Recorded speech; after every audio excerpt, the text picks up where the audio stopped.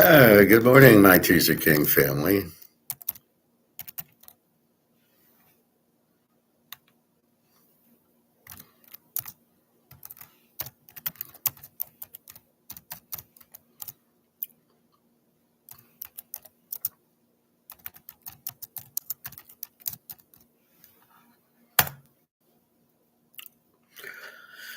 So, we just had a little change in gold and silver right as we start this drop.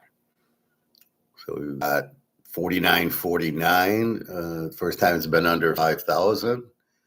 Oh, it's at 10 o'clock. And same thing in silver, 78.60 with the same exact chart. Oh, it's right at 10 o'clock. It goes from 83 down to 78 and a half. Again, this is paper. This is games. This is total bullshit. Another margin call, some more options. Again, it's the paper game. It's totally illegal. These people should be in jail. But when you run the government, you don't put yourself in jail. The king doesn't put himself in jail. It's all a bunch of bullshit. Don't worry about it. Just keep buying. No, there's just nothing real about this. That's why we buy physical, and that's why we realize what physical is. I mean, gold goes from 50.73 to 49.49. What is that? Did somebody sell? No. Profit taking? No. Somebody getting out, trying to get to their shorts. It's amazing how these idiots still play shorts. They're still shorting it. At what point do you not understand you don't short it? What are you doing? Just absolutely ridiculous. So anyway, we just ignore. We'll see by the end of the class, probably back up to 80 and 40 and 5,000. We know there's no reason in a physical supply-demand world what's going on here, right? Nobody's selling their gold. Nobody's this stupid. So we know it's all options. It's AI. It's whatever bullshit, algorithms. It's not real. And this is the problem I have with algorithms and AI and all this crap. It's not real. Now we were listening to the guy yesterday, that Sailor guy, the Bitcoin guy. And he kept saying digital capital, digital capital, digital capital. So being the teacher I am, I look up what's digital capital. It doesn't exist. Digital capital is me making a spreadsheet. So you know how I make my football spreadsheet, home favorite, home dog, and track the teasers? That's digital capital. It's not worth anything. I can't sell it. It has no value. So what's this guy talking about with his digital capital? I mean, it's just a joke. So, so these guys make up stories and they tell, and he keeps saying it and you don't know what it is. I could talk in Chinese and nobody would understand it, right? Or I could talk Russian, nobody would understand it. It doesn't mean I'm right. It just means you can't understand it. So you're going, oh, okay, maybe he does, he's saying this and that. So when the guy says digital capital, you can't really argue because nobody knows what it is. And then when you read it, you realize it isn't, it's nothing there. It's like intellectual property. It's like having Hyperion S-Base on your Excel. It's like using AI. There's no value to AI. You can't say, well, my company is worth more because I have AI. That's bullshit. There's no intellectual property or things like that that give the company a bigger value. People are a cost, right? So I'm a cost. I cost you $100,000. So that's payroll, right? So you're doing your income statement, and there's sales, revenue, and then there's all your expenses. I'm an expense in payroll. You can't say, well, yeah, but he knows how to do Excel and he's good at S-Base and he builds models and we have AI and we do algorithms. that's great, but that's got nothing to do with your financial statement, and it doesn't make your company worth any more or any less. If you use that or not, it doesn't matter. I don't use AI or algorithms in football, but I can pick games, can I? I use common sense. And I'm analyzing. I use my analysis skills to come up with that. Is that is that digital capital? I'm not even digital. I'm real. So I found that was ridiculous. I found another Ray Dalio where he explains his stages. This guy's an idiot. Ray Dalio is an idiot. He tries to explain the stages, and you're like, what's he talking about? What is he talking about? There's no stage. What does he mean? So let me play a little clip here. We'll get back to gold and silver later. Obviously, there's a big short going on, and then they'll be buying. It's too stupid to talk about.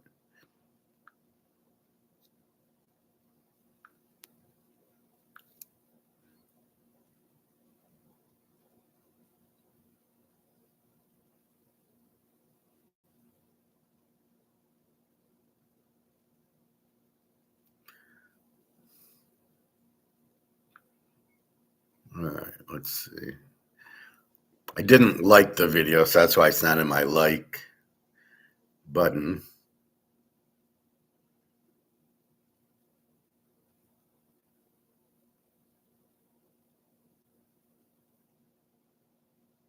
The NFL told to fire Goodell because of the halftime show. He's terrible, but supposedly he makes them money. I don't know how. Let's see.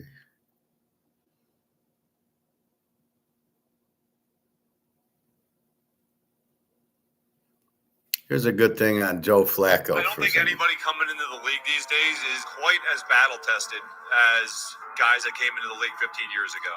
I think you can kind of ride your way through college, and they're going to pick you because you have potential. I think there was less of that 15 years ago. I think our generation does benefit from, dealing with a little bit of tougher times, just like the generation 20 years before me benefited over us. You know what I mean? Yeah. So I still have that mindset. Like, I don't think it should be roughing the passer when they land on us. I don't think being slapped in the head should be roughing the passer.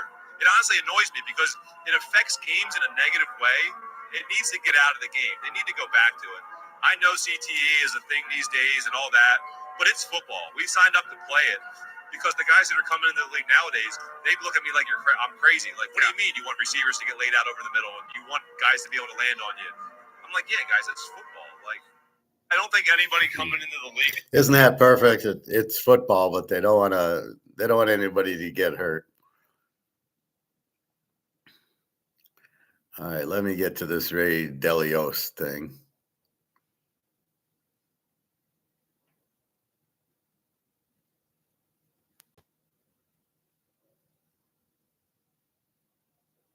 Let's see.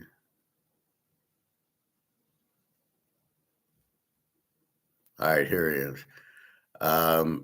He's trying to explain his 5 phases. And I ripped this guy apart. Most cats are chronically dehydrated because cat owners don't know these 4 things. Most cat parents. We spoke last year in exactly this place. And so let's see if I can find my comments. Oh, yes, they're right on top. Here's my comments. This guy sounds like he's on drugs. The things that come out of his brain are clueless. This is the stupidest thing I've ever heard. Where does this guy get this crap? Nothing he says is true. Shake. I had to get that in for you, Bobby. Shake my head. All right. So you know my comments already. So we'll listen to him, and he starts explaining his phases. And because they're phases, people just automatically go, "Oh, he's Ray Dalio. He runs $1 billion hedge fund." Well, all these hedge funds are a joke because everybody puts their money into it. He doesn't do anything. I don't know what a hedge fund really does except for steal your money.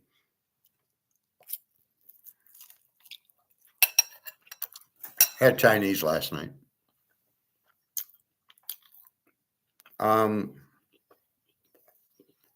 Why do people think because somebody has a lot of money, they're smart?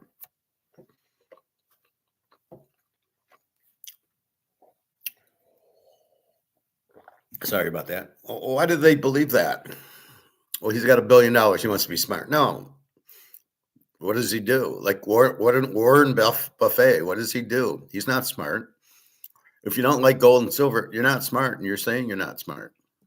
So let's look at Ray Dalio, and I'm gonna gut him, and I'm gonna explain this guy's out of his fucking mind. Okay, and I enjoy this because everybody thinks he's great, but if you listen to him, he doesn't tell you anything.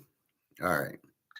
And you outlined, in part, kind of the cycle that you see in civilizations vying for supremacy of the world. And not everyone, I think, bought into your views on this, and you were derided as, Jeremiah is scaring people and everything. A year later, you have a new summary of ideas that you've been formulating for a long time out this week, and about 18 people have sent it to me. And so I think we've reached a moment where people are ready to hear what you're saying.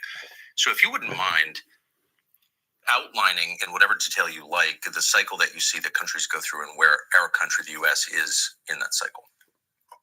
Gladly. Yeah. So okay, first of all, there are no cycles.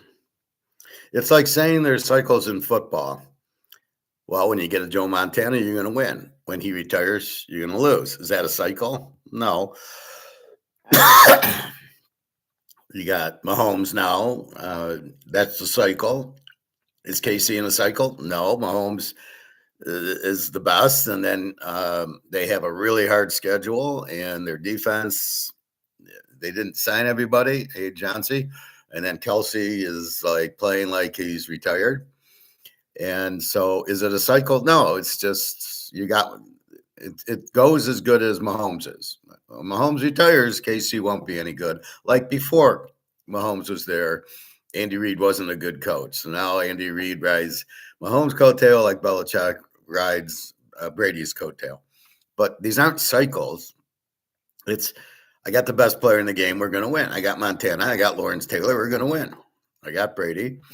And that's what it is. You've got the guy. But it's not to call it a cycle as if it came in. Well, when does when does Atlanta have a cycle? When does New Orleans have a cycle? They had some with Drew Brees.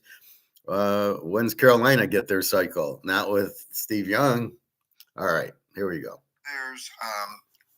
There's a cycle. There are orders. There are systems, right? So there's a monetary order. How does the economy work? You put in money, creates credit. People with credit, they do things with that. They borrow. If they can earn enough money to pay back, the system works well. They create productivity. I'm sorry. You say you get money to go into credit, to go into debt? What the fuck's he talking about? That's not what money is. That's not how the system works. It's the division of labor. You make money. They choose money as the medium of exchange. You get money, you get paid. And then with that money, you go buy things. You don't go into debt. You take the money you earn and buy things. You don't have to go into debt or credit or anything like that. What the fuck is he talking about? I mean, right off the bat, he doesn't even understand what money is. He doesn't understand the system. He obviously is not an Austrian. He's a Keynesian. So he jumps right to debt. That's not what the system is.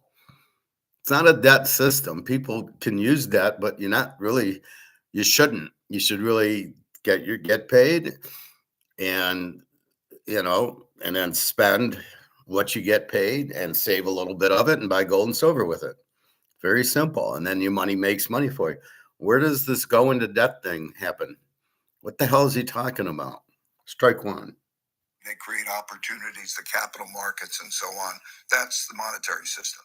And the way that works in the cycle is that when there's no debt, such as in 1945, we start a new monetary order. There's no debt, there's a system, and it builds up over a period of time. And it's a mechanics that when debt service payments rise relative to incomes, it squeezes out other spending the way it would do for you as an individual, the way it would do for companies, except governments can print money, but that squeezes out spending, and that becomes a problem. And then you also...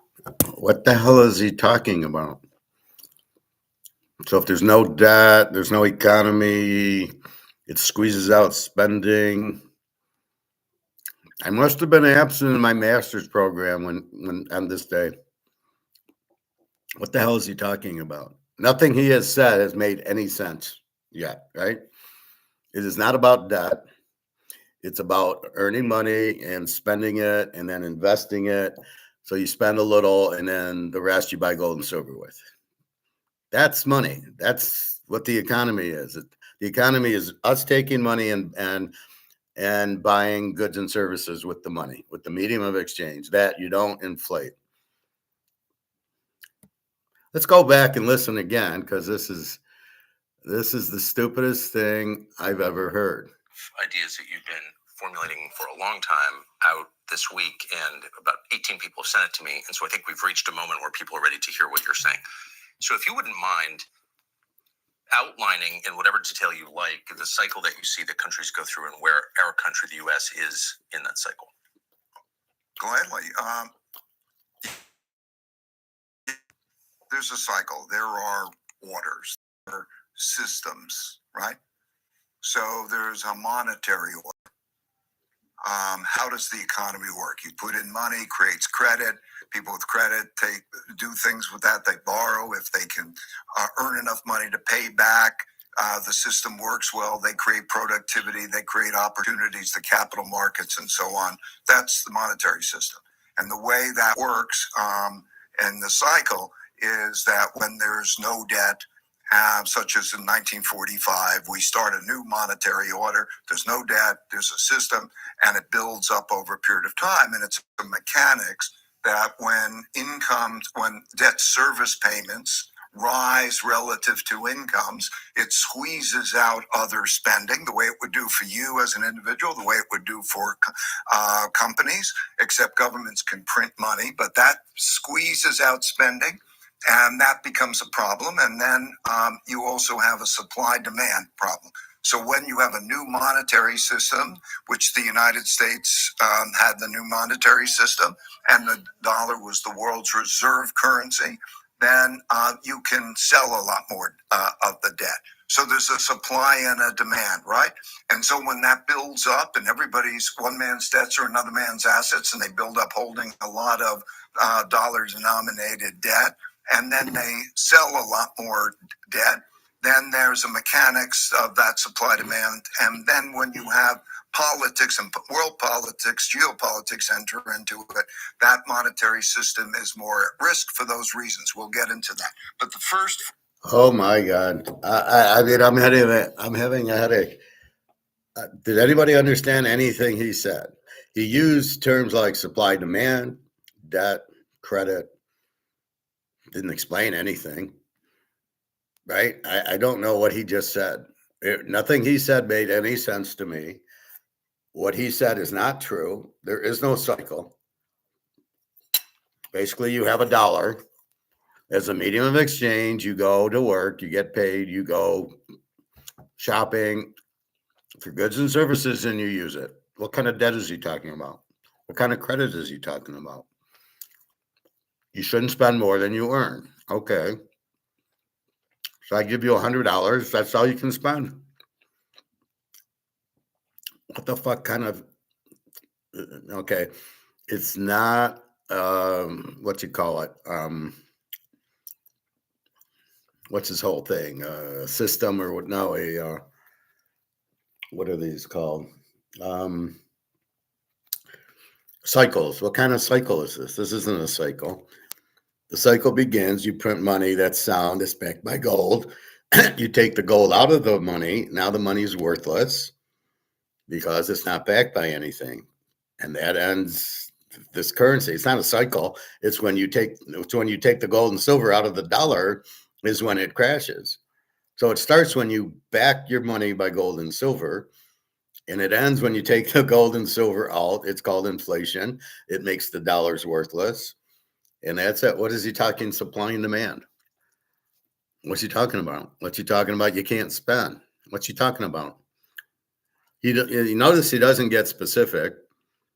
If he's explaining his little theories, they don't make any sense. Oh, but he's rich, so he knows what he's talking about. I mean, this is the dumbest thing I've ever heard. So when I heard this, because I was just curious first of all, there's no such thing as cycles. There isn't. I'm sorry. There is nothing. There is no cycle. Okay. Nothing he said made any sense. As I said, the guy sounds like he's on drugs. The things that come out of his brain are clueless. And this is the stupidest thing I've ever heard. Where does this guy get this crap? Nothing he says is true. Shake my head for you, Bobby. That's my point. Okay. I got a master's. You guys don't, but maybe some of you do. I can't follow him. I don't know what he's talking about.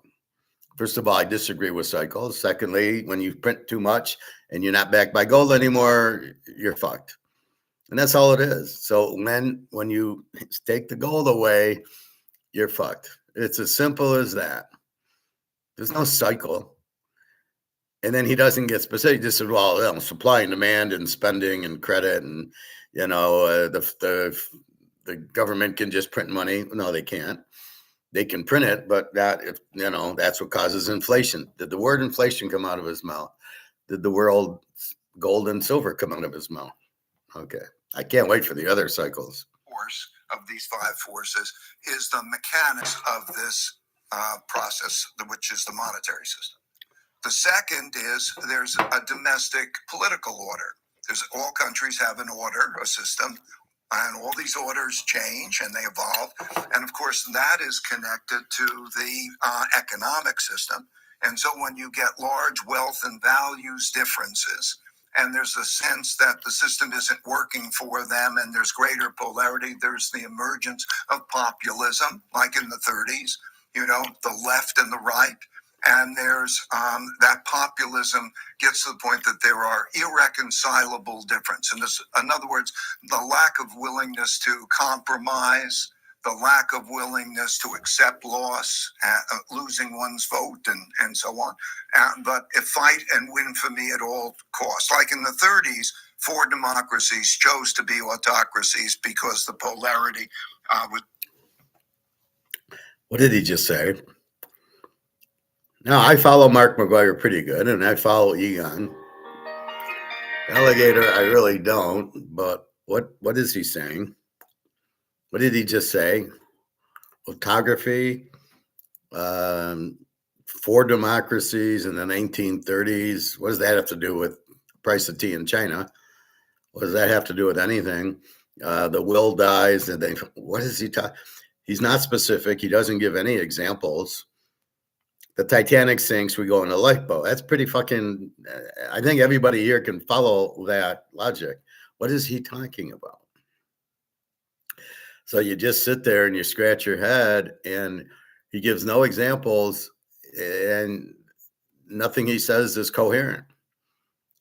It doesn't make sense. We'll listen a little bit more. I don't want to really waste your time, but I want to show you how stupid this guy is. And then when people follow him, you just realize how stupid the people are. Because if you can understand this, I really don't know how you can, because he doesn't say anything that makes any sense. All right. So great, and the willingness to go along with that democracy system cease to exist. So that dynamic has happened throughout history. And then the third is the geopolitical order, how countries work relative to each other. What's the system? And after World War II, we created a system, a multilateral system, in which it was in some ways naive, but it was very different than existed before, in that by being multilateral, having United Nations, a World Trade Organization, a World Health Organization, a World Court, and all of those, the idea of being representative, and they would make decisions in a certain rule-based system was the path. And okay, first of all, the system did not change since 1776 in the U.S. After the war, the system didn't change. We backed our money by gold. The UN and all these other little things were just socialist things where we kind of became the West, Germany and France and Italy, and we joined up, but we didn't change our monetary system. That never changed since 1776. Free markets, uh, dollar backed by gold and silver, that was still there. Nothing changed. What's he talking about? But he says it in a way that he's very ambiguous. So you don't know what he's really talking about. Very hard to listen to this guy because it's frustrating going, what the fuck is he talking about? So you're trying to understand what he's saying, which you can't because he's so ambiguous. He doesn't know. The guy should be saying, what's an example? Better yet, the guy should be giving examples. Calling it the World Health Organization or the UN is not examples of nothing. It's just a group. Of course, the problem of that is that any system has to have its enforcement. And if the system as a whole, a multilateral system, is not consistent with the interests of those who are the most powerful, power rules. And so you have the dynamic of the breaking down of that order, right? So we're breaking down the monetary order in a very classic way. We're breaking down the political order in a very classical way. We're breaking down the geopolitical order. So those orders, we have to recognize throughout time, all of those orders have changed. There's never been a time that they haven't changed and haven't broken down, and there are issues, and they're getting back to how they were in some ways in the past. Number 4 is acts of nature. Drought, floods, and pandemics have killed more people than wars, so you can't ignore it as a big influence. And number 5 is the inventions of new technologies, particularly, fabulous new technologies come about, and they're important not only for prosperity, but they're important in wars. Whoever wins the tech war wins also the economic and the geopolitical war. Right. And so there's that dynamic, and that dynamic is when there's rising powers challenging an existing powers. There's no court to go to. There's no way of resolving that. There are tests of these powers, and we're in a power type of dynamic. Oh my God. So wait, he does Spain and France. What kind of technology advances were there in the 16 and 1700s? Or how about the Romans? What is he talking about? Oh my God. The Romans were pretty good technology. I show you a lot of how to build a dam and they made roads. They had more technology than the Turks who took them over. It doesn't matter. You print the money to zero and everything ends. I don't know what he's talking about. This is probably the most frustrating interview I've ever watched and tried to follow, because you can't follow it because it's so stupid. It makes zero sense. This guy is an idiot. If I'm with this guy, I'm challenging him. What are you talking about? How about inflation? How about gold and silver? No, we can't go there. And when you understand that dynamic works through time, and you get down to its individual symptoms. In other words, there's in my book, Principles for Dealing with the Changing World Order, which I wrote about 5 years ago, I took and I broke that cycle into 6 parts of the cycle. And like a disease, you can see the symptoms in those parts, and you could see it progress, and you could see the choices that exist at those stages. So when you're in a different stage, the leadership has a different stage. And all I wanted to do, whether it's in that book or in our conversation here today, is to try to let people see that. And I'm just a practical investor, right? All right, he's a moron. Did that help anybody? Does anybody understand anything this idiot has said? Watching? No, absolutely not. All right, enough of that. I can't watch that anymore. We watched Egon say buy physical, and we know that.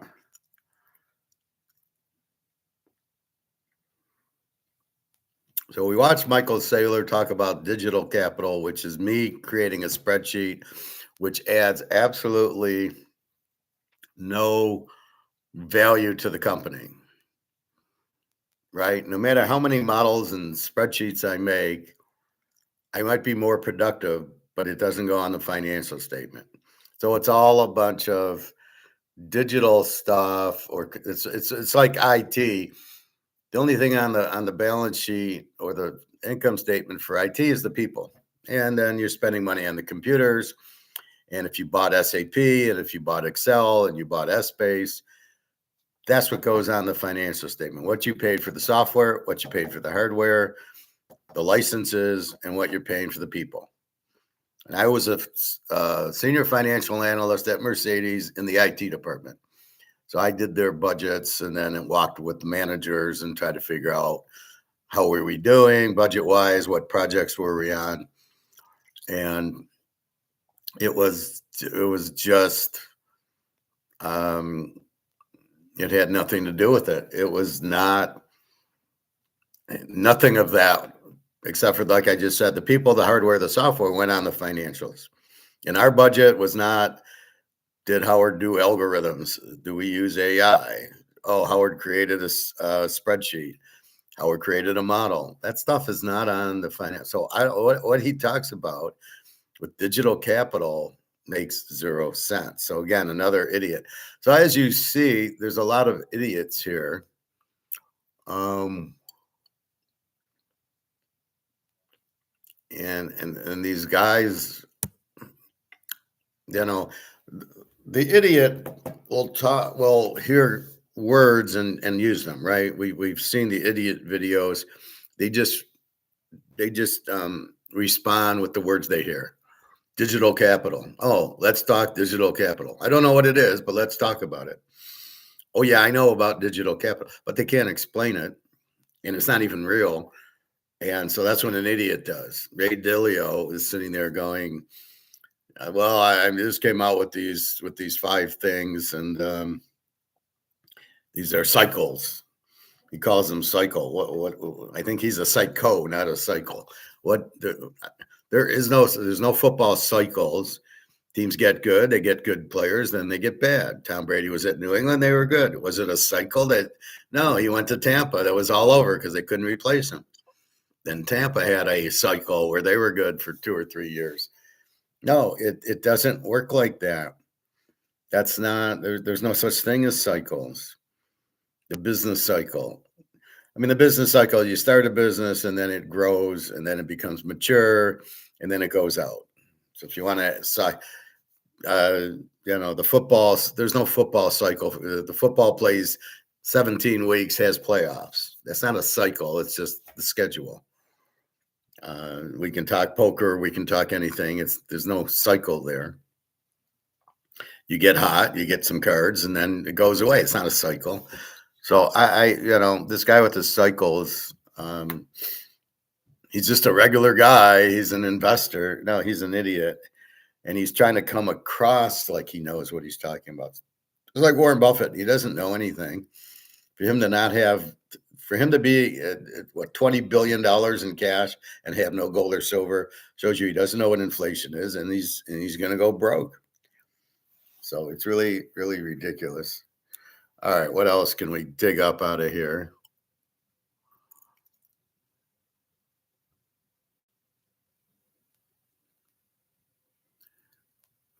I mean, the title is America is entering a civil war phase. There is no civil war phase. We had a civil war in 1770, 1870, which was about we wanted to sell cotton to Britain, and the North wanted to tax it. So it was about money. And the South's like, no, they'll pay for it. We'll make it, and they'll buy it. And the North's like, no, we need to tax them. And then you had a civil war. That's what the Civil War is about.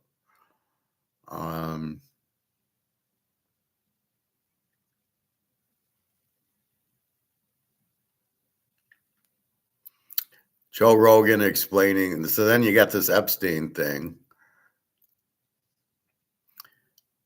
which still really never gets to the point. Just even if you have a list of Epstein people like Trump and Clinton and Bill Gates and all these other people, they just deny it. Well, yeah, I met him for dinner once. Oh, I wasn't on the island. Okay, so explain this to me. So Epstein supposedly has all these young girls on an island with all the rooms with cameras in it, and these billionaires go to this island to be with young girls, and he films them and then blackmails them. Aha, I caught you with this young girl. You gotta, give me everything. I want all your money and power and connections and everything. Now, seriously, you're some rich guy. Why would you go to this island? Why would you even talk to this Epstein guy? It makes no sense. You're Donald Trump. Why do you need Epstein?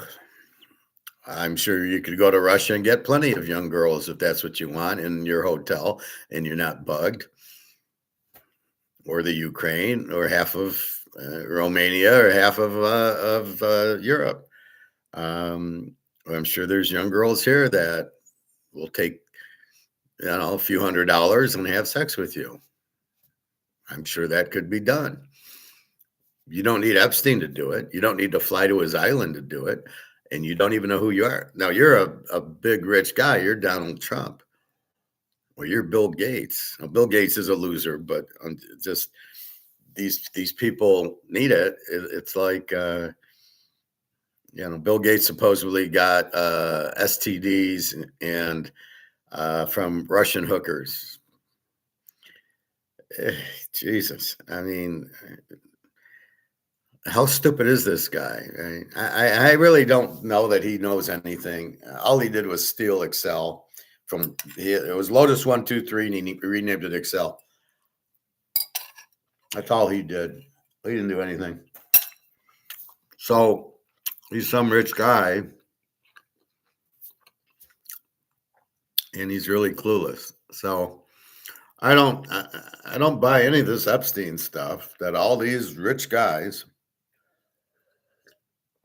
the King of England, the Prince of England, all these guys went to Epstein so they could have underage girls in a place on an island that has video cameras in it. There's certain things you do in private that you don't, if a friend said, hey, you can have this girl,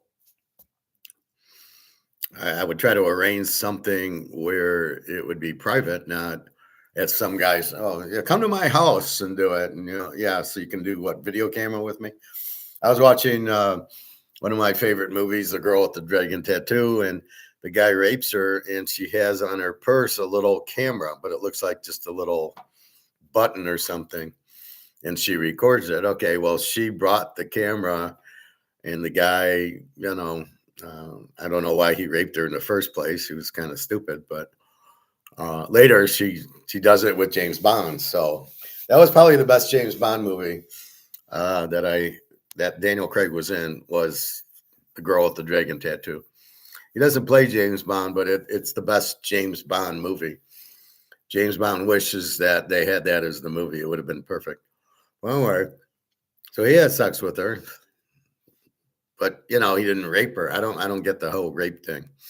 But anyway, so something like that, that's one thing. But generally, you don't rape the girl, and she's not going to put the camera on you and then blackmail you and everything. So we've got to understand what's going on here. So what the Lidlio doesn't get is markets, free markets. There is no cycle. The market evolves. Like in the 60s and 70s, you didn't have the internet, you didn't have IT, you didn't have algorithms. And then now it evolves. Now there's analytics and AI and computers and things like that. So it evolves the economy, and then some things go away. The horse and buggy went away when you had the cars.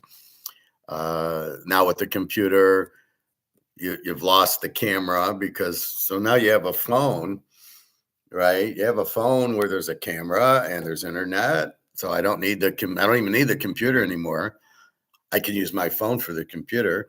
I can text on the phone, so I don't even have to call Daria in Russia. I can just text her. And so it evolves, but it's not. It's not a. I keep fucking up this word. The cycles. I don't know why I block cycles, but I do. I think it's too stupid to remember. But it's not a cycle. It evolves. Money evolved from cows and stones and tulips to what it is now, this paper stuff, but you can't print the paper stuff. I think banks are a huge problem. Looking at gold and silver at 10.15, that's the banks fucking around with the prices. That's not free market. That's not evolving. That's not a cycle. That's just corruption, right? What are you guys doing? Shorting it, knocking it down for no. They got to get out of their options because these idiots keep playing. They keep shorting options in gold and silver. It's like they're the dumbest people in the world, and then it keeps going up, and they keep the price down. People think that if the gold goes up, then the dollar will collapse. Well, the gold's already went up. It's $5,000. The dollar hasn't collapsed yet. If it goes to 10, the dollar won't collapse. And they really can't stop it because it's bricks. So there's no gold cycle and silver cycle going on now. Just like there's no football cycle with Seattle and everything. They do want this commissioner out, whatever his name is. He makes them a lot of money, but they're complaining about the halftime show with all these strange people on it. It's not good for kids. What are you showing it for? A very bad taste in the mouth. I don't know what money does he make for him having these. There's going to be a game in Australia. I think the Rams and the Niners week 1 will be in Australia. What's the point of that? Is Australia really paying to have a game at their stadium? Are they really paying for that? And if so, why? Does it help their economy that the NFL is playing a game there that nobody knows?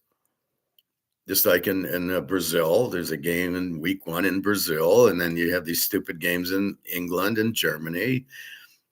We're trying to grow. You're not growing. These people don't care. It's not even on. When you have a 1:00 game, it's on at like 7:00 at night, if there's even TV that carry it. So I don't really get it. John C. TK Raiders got Kubiak, who's been on 6 different teams in 6 years. Why is Kubiak the head coach? Has he been a head coach before? No. So why are they taking him? I got to do my picture.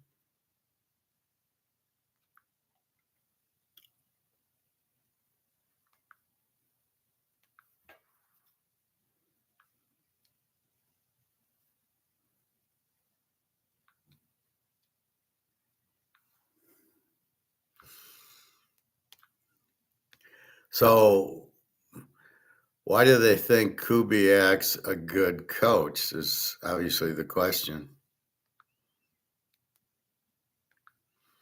Let's problem solve it. Why do you look at Kubiak and think, oh, he'd be a great coach for the Raiders?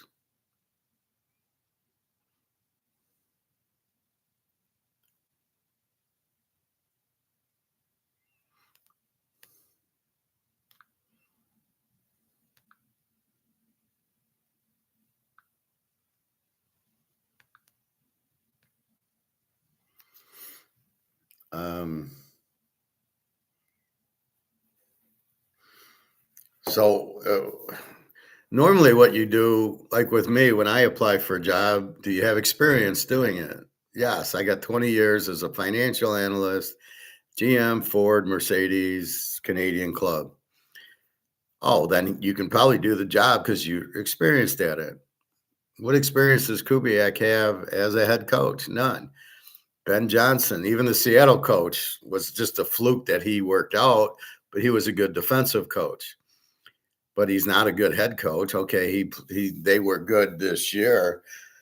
He got lucky that he had Kubiak as his offensive coordinator. They actually worked out, but that's mostly because of Daddy. But what is, is he going to be good on the Raiders? No, he'll probably be terrible on the Raiders because they just don't have the players.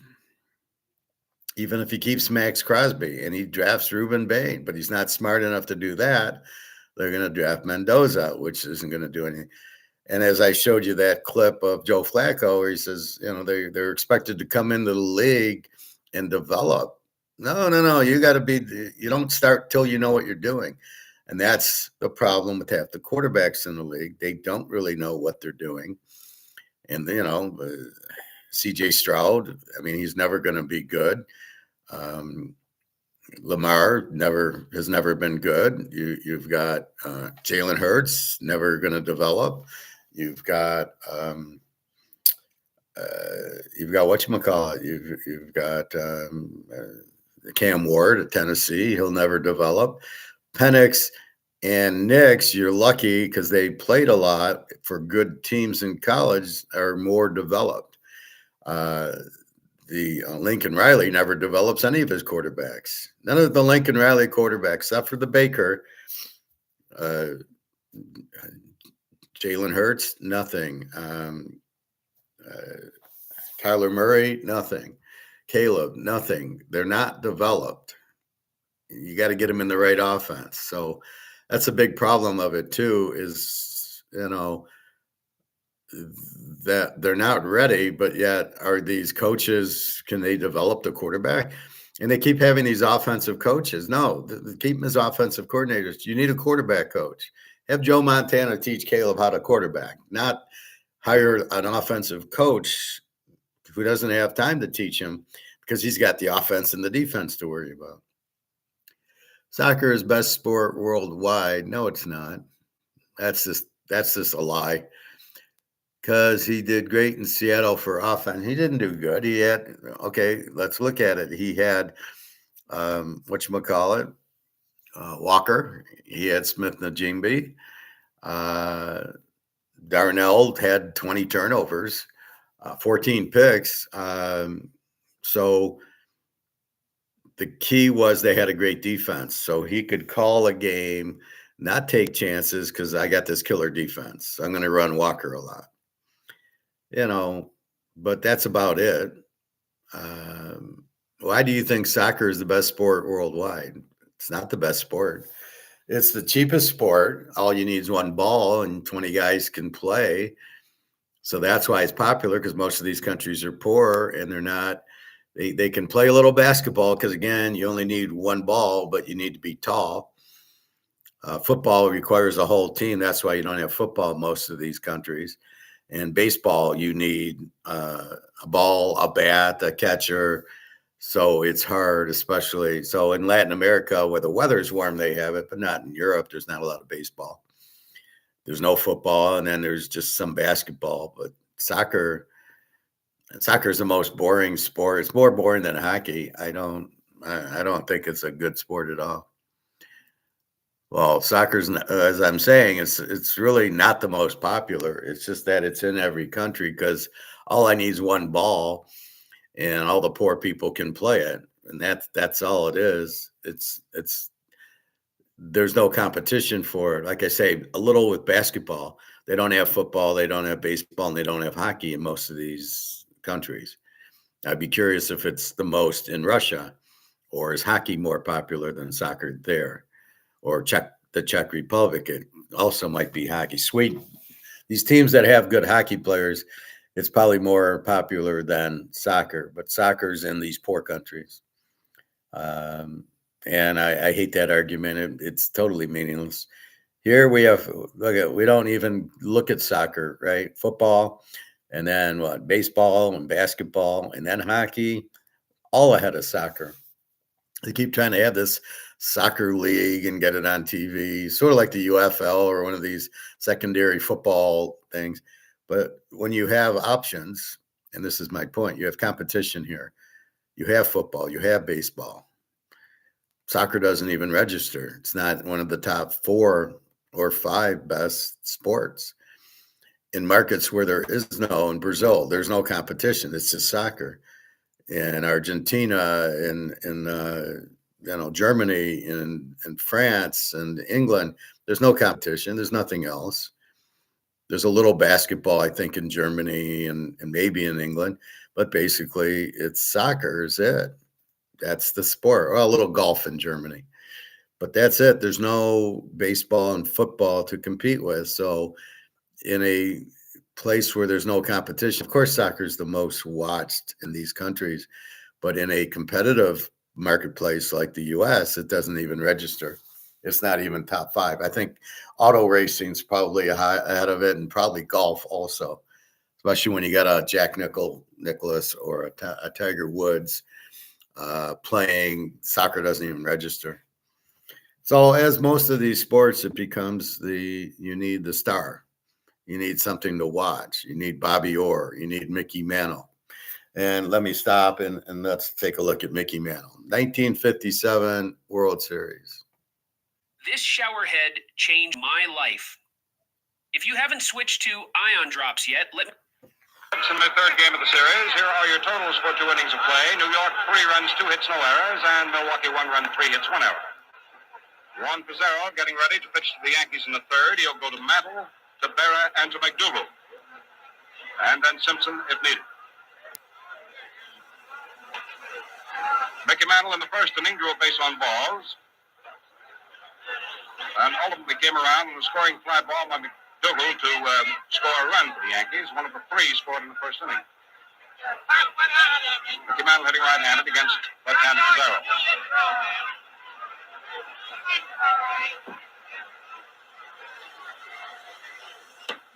Ball 1.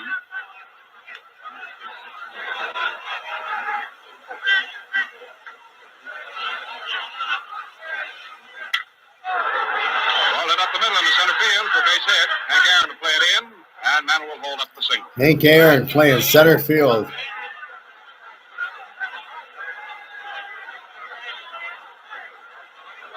That'll be the first hit off Pizarro and give the Yankees their 3rd base hit of the ball game.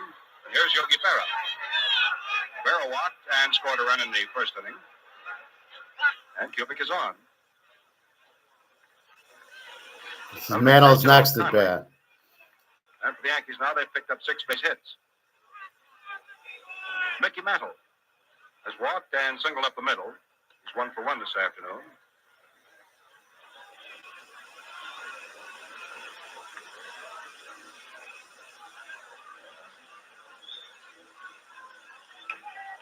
Strike 1.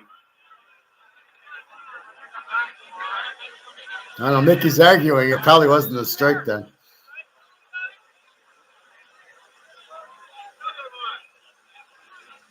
Now you made him mad.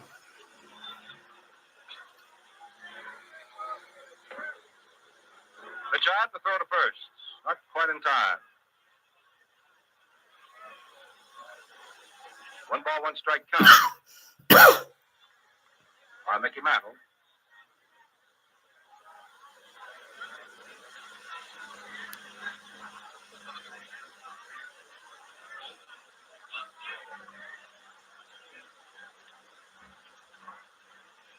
The runner at first is Tony Kubik.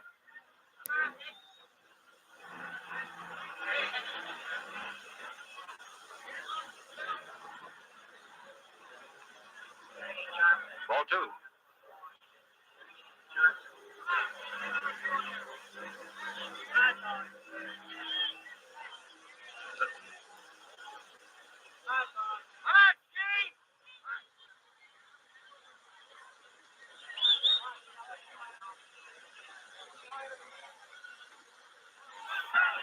Three balls and 1 strike is the count on Mantle. Doesn't want to give him anything good to hit.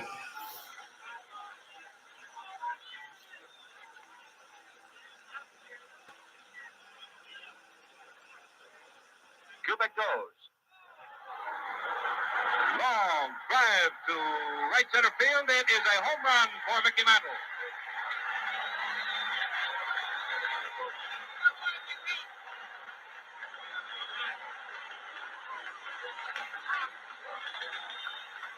Mantle drives in the pair, gets a second hit, runs 1 and 2 off Conley, and it's 7-1 now in favor of the New York Yankees.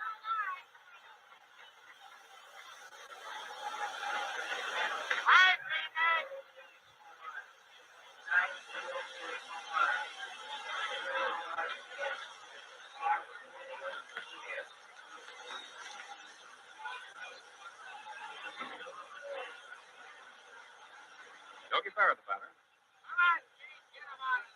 Yogi has walked the single to right and scored 2 runs. That pitch is ball 1.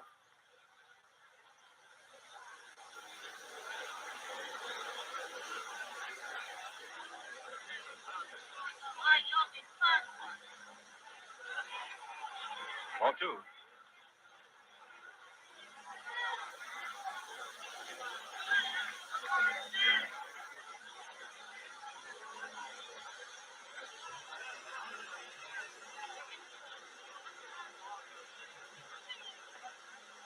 That's the first strike. Count is 2-1.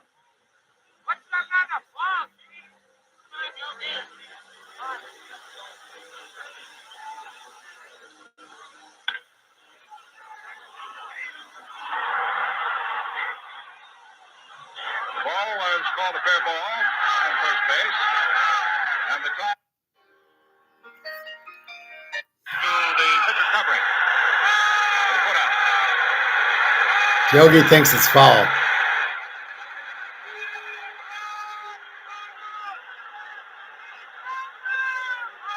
That caught Conley on the put out.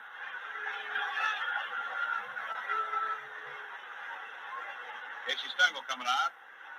We'll be talking about that one. National League umpire Augie Donatelli.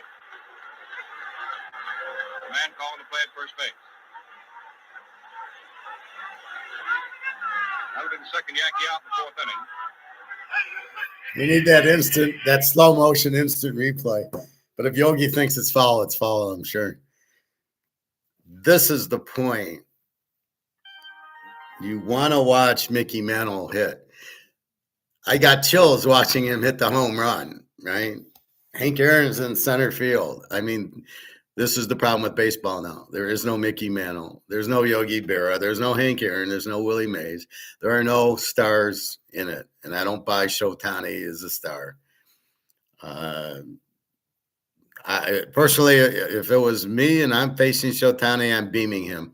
I'm aiming at his head every time up the plate. You're not going to hit 3 home runs off of me. And I'm not going to groove you the pitches. And he likes hitting the ball low, so I'm going to pitch him high. And it's going to be high and in tight. And, occasionally you get hit in the head. Or it's going to be outside. You're not getting anything good to hit. You're not going to hit home runs off of me. You're not going to show me up. And if my pitchers don't hit them, then they can go play in the minor leagues. I'll find a pitcher who will headhunt him. Bob Gibson. You think Bob Gibson? You put Bob Gibson or Sandy Koufax against Shohei now. What do you think's going to happen? You think he hits a home run off of Bob Gibson? What do you think happens the next time up at bat? Yeah, the guy gets hit in the head and doesn't know what day it is. That's pitching. That's like what Joe Flacco's talking about. Hit the guys in the head. That's what you want to do. So that was Mickey, and I stumbled on that. I hope I don't get dinged on it because of monetization. But it's GI Bomber. It's not like NBC or anything. 5 ways. Let's go a little stoic here. We haven't done that in a while. 5 ways to destroy your enemy without fighting. So I love these. These are always very practical. 5 ways to destroy your enemy without fighting. Most people think victory requires confrontation, that defeating an enemy means going to war. But Sun Tzu taught us something more powerful. The greatest victories happen without a single battle. Let me show you how. First, become utterly indifferent to them. Your enemy feeds on your reaction. They want anger, fear, attention. When you give them nothing, you starve their power. Marcus Aurelius said, The best revenge is to be unlike your enemy. Your indifference is their defeat. Second, succeed loudly. While they plot against you, build something undeniable. Your success becomes the weapon they can't defend against. Every achievement is a statement they cannot refute. Third, let time reveal their character. Patience is your ally. Don't expose them. They'll expose themselves. The liar eventually contradicts their own story. The schemer's plans unravel. Stand back and let their nature do your work. Fourth, surround yourself with their opposite. Build relationships with people of integrity. Your circle becomes a mirror showing everyone what they lack. Your elevation highlights their decline without you saying a word. Fifth, forgive them silently and move forward. This isn't weakness, it's strategy. Forgiveness frees you from the weight they represent. But forgiveness doesn't mean reconciliation. It means you're no longer controlled by what they did. Here's the truth. Your enemy wants a fight because fighting keeps you on their level. Rising above them destroys them more completely than any confrontation ever could. Your progress is their prison. Your peace is their punishment. Win by becoming unreachable. Love the Stoics.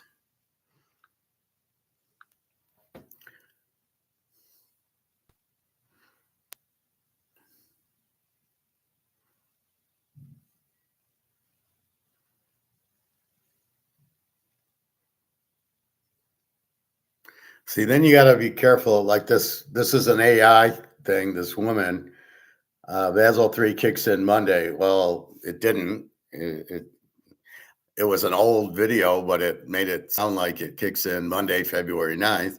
Well, if it did, then the price of silver would have went to the moon, but it obviously didn't. So we saw Mark McGuire. I can play that, his thoughts again. Massive Bitcoin sell-off.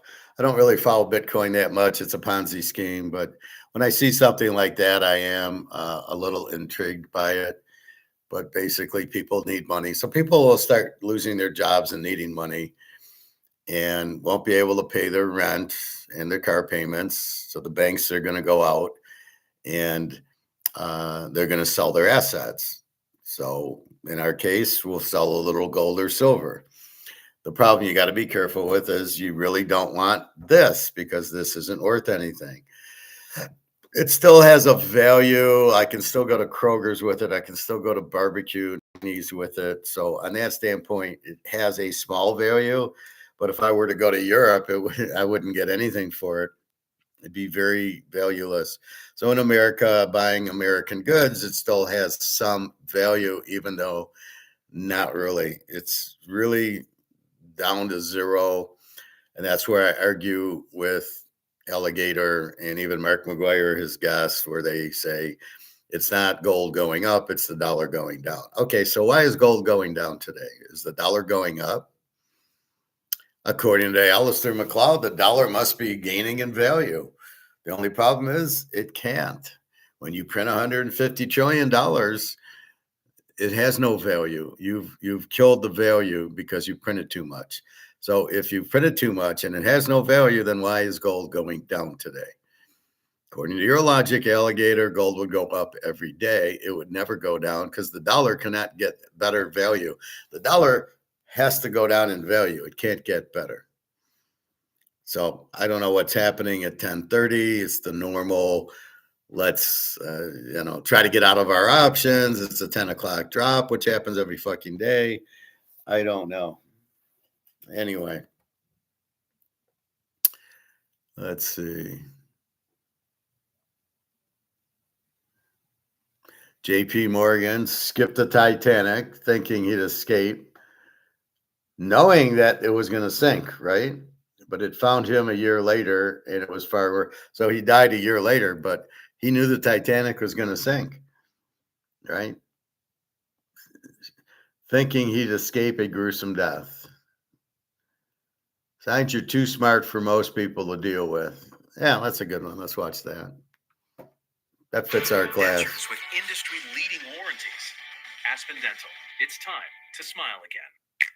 What if 1999 got you your choice of 2 pizzas, Parmesan bread bites, and cinnamon bread bites? Wait, have you ever wondered why you feel out of place? Even when you're surrounded by people?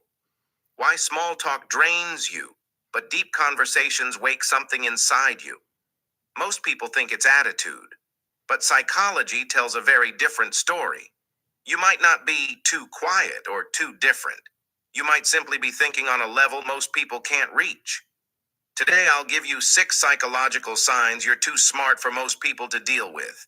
And if even a few of these hit you, your entire life will suddenly make sense. Let's decode you. Sign 1. Your mind connects what others can't see. Most people stop thinking after the first answer, but your brain keeps digging, connecting one idea to another. Psychologists call this deep cognitive processing. You don't accept surface-level explanations. You want clarity, truth, the complete picture. People often mistake this for overthinking, when in reality, it's high-level analysis. And that alone makes others feel overwhelmed around you. Sign 2. You hear the meaning behind the words.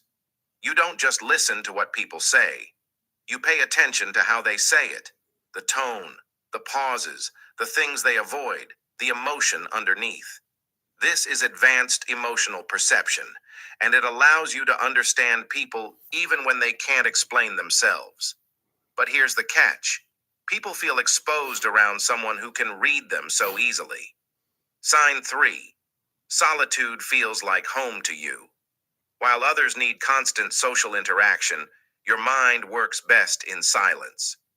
Not because you're antisocial, but because your inner world is more stimulating than most conversations outside. Psychology shows that intelligent people prefer solitude because their thoughts are richer, deeper, and harder to interrupt. That calm you feel when you're alone? It's not isolation, it's alignment. Sign 4. You can't blindly follow norms because that's how it's always done has never been a good enough answer for you. Your brain naturally questions systems, rules, and traditions, not to rebel, but to understand and to improve.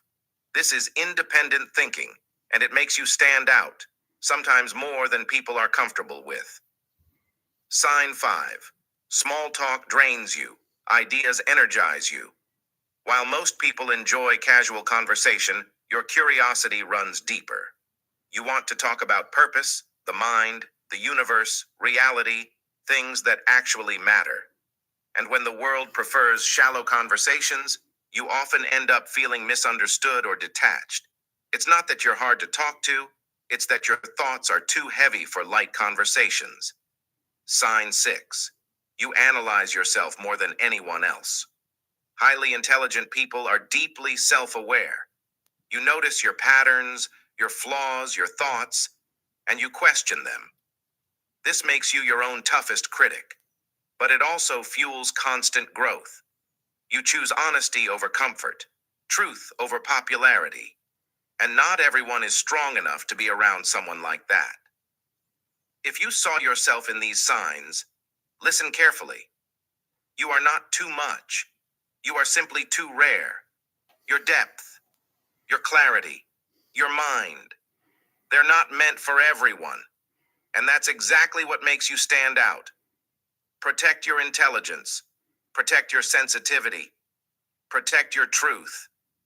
Because minds like yours don't come often. Exactly. Have you ever...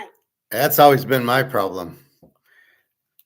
I want to talk at a high level, as I do here, right? We get into why are we buying gold, why football, and most people just don't get us. They're not capable of understanding or playing the game with us. So I sit at a poker table and nobody wants to play with me, and I sit at I'm at the pool and I start talking about, hey, you look heavy, you should lose weight. Nobody wants to talk. You start talking gold or silver. But we've analyzed it, that we problem solved it. That's where I come up with that. So we're problem solving gold. And so today it's going down. Why? We don't just accept that it's going down. We ask, why is it going down? What is happening? Well, there's either, we know it's COMEX. We know it's these paper option bullshit games by the bank. We know there's probably margin calls going on again. We don't really understand why they want the price down. That's a tricky question for us. Why do they keep pushing the price down? Why don't they just bet long and make a lot of money while the price goes up? If they're the ones interfering, is the JP Morgans and the Bank of Americas and the Toronto Dominions.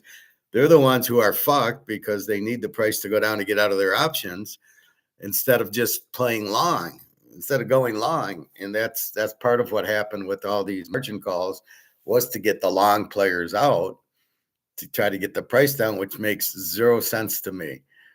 That's the problem. Ray Dalio, we analyzed them, we problem solved them, and we listened. We said, okay, let's hear this Ray Dalio. What's he about? He's an idiot. I got nothing out of him. Warren Buffett, he's an idiot. You get nothing out of him, right? There's nothing oh, maybe we can learn something. There's nothing I can learn from Ray Dalio. All these cycles. As soon as I heard it, before I said there's no such thing as a cycle in finance and economics. You either have gold or you get rid of the gold and you start printing money and inflating it. It's not a cycle. That's just stupidity. You need the gold to back the dollar to keep its value. And once you take the gold out, there's no value. That we thought of, that we learned. But when I hear other people not even understanding inflation, that's the other point. So if you don't understand inflation, but you come across as you do, I'm going to call you out on it because I know you're full of shit. That's not what inflation is. Inflation is not costs going up. You're inflating the money supply, making it worth nothing. But that you had to figure out. Everybody just throws the inflation 2-3%, and 99% of the Americans are like, oh, it's prices going up. No, it's not. It's the dollar. And that's the trick they don't want you to know, because if you realize it's the dollar with no value, you not want to hold the dollar. Well, what else can I get into? And then we even did that. As the dollar loses value, what do you get into? Gold and silver. And I present a nice little example of the Titanic. So you go, oh, yeah, it makes sense. Yeah, no, that's what it is.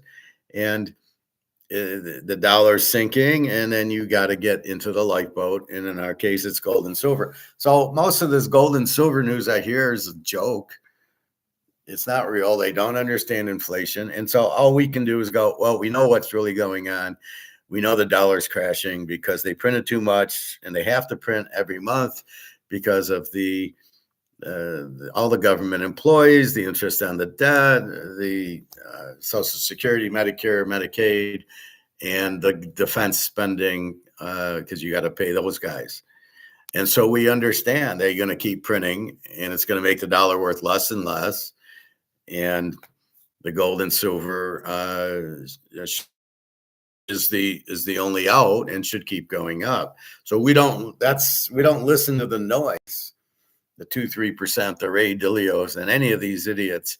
We don't really listen to them because they don't really know. We don't listen to the Bitcoin guy because when we analyze it and try to figure out Bitcoin, it makes no sense. Why buy Bitcoin? So somebody asked me, and I says, well, what's it backed by? Nothing. Then you don't buy it. If it's not backed by gold or silver, which is what gives it value, it's not worth anything. Is it worth? I looked last night; it was 67,000. I want to see when it collapses. And now I'm getting excited because it's gone from 120 down to 67. And then I play Michael Saylor, and he still doesn't get it. Oh no, I'm still buying because I have digital capital. He makes up a word that has no value at all on your company, right? So again, what's he going to say? He's like a head coach. Oh, how good's Caleb? Oh, Caleb's great. Yeah. Or Jalen Hurts. No, he's great. There's no problem with that. Even though they really suck, he can't really say it. So here it's gold and silver. Why? Because you can't print it. It can't be inflated. And that's why it's been around for 10,000 years. And that's why it's always been around, because you can't inflate it. You can't make it go to zero, which is why every currency goes to zero, because they print too much of it.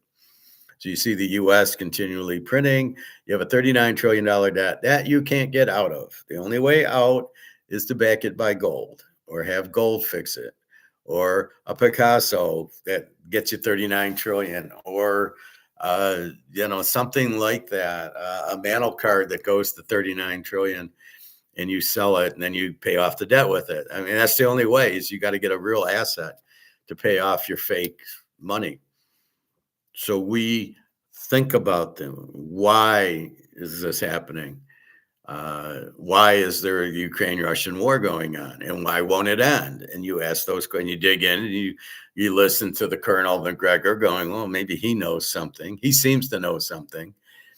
And, we don't get bullshitted like Ukraine's got a chance to win. They don't have any chance to win.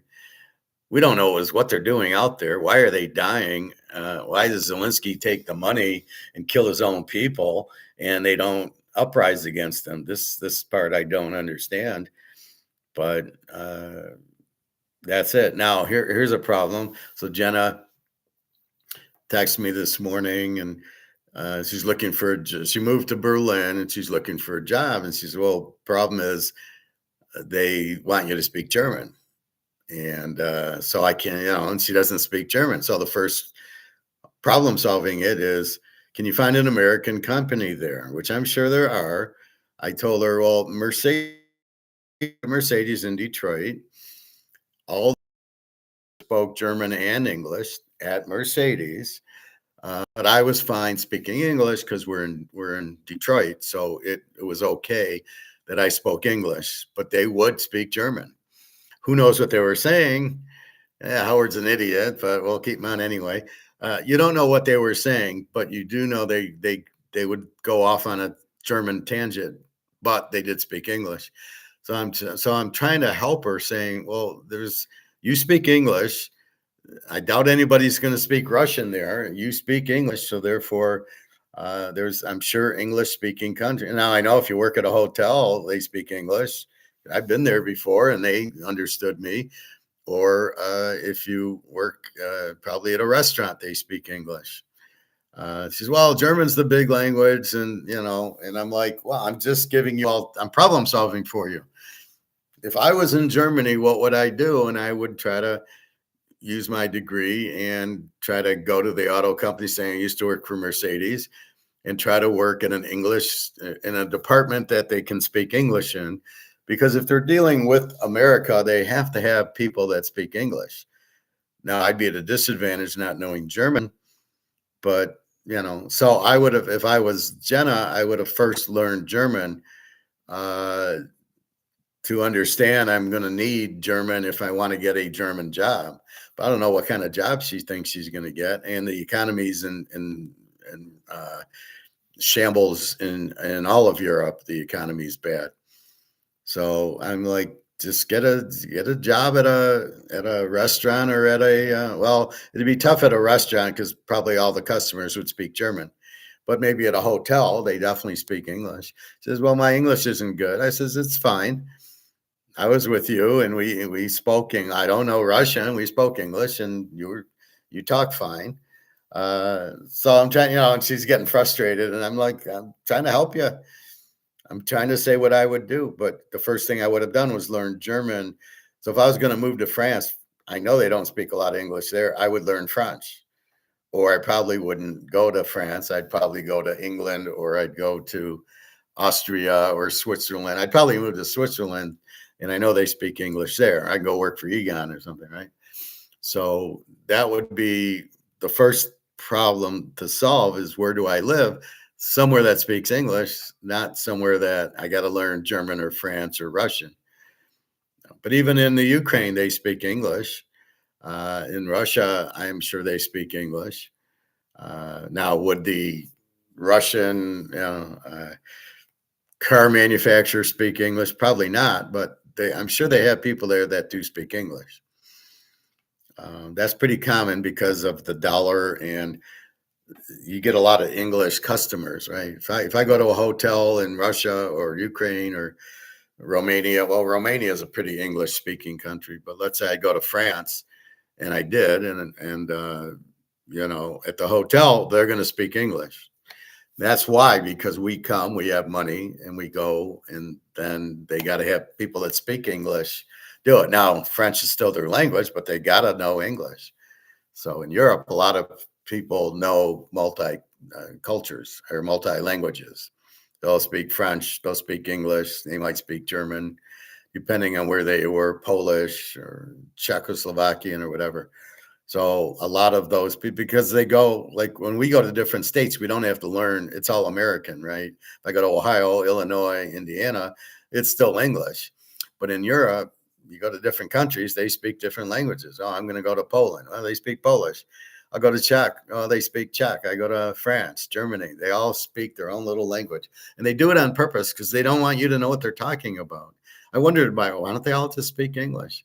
And it's because I want to speak French, because I don't want you to know I'm calling you an asshole there. Or the Germans, they want to do their little World War II goose steps and stuff. And the Russians, they're learning some English. Like Ukraine, they actually learn English, and Romania.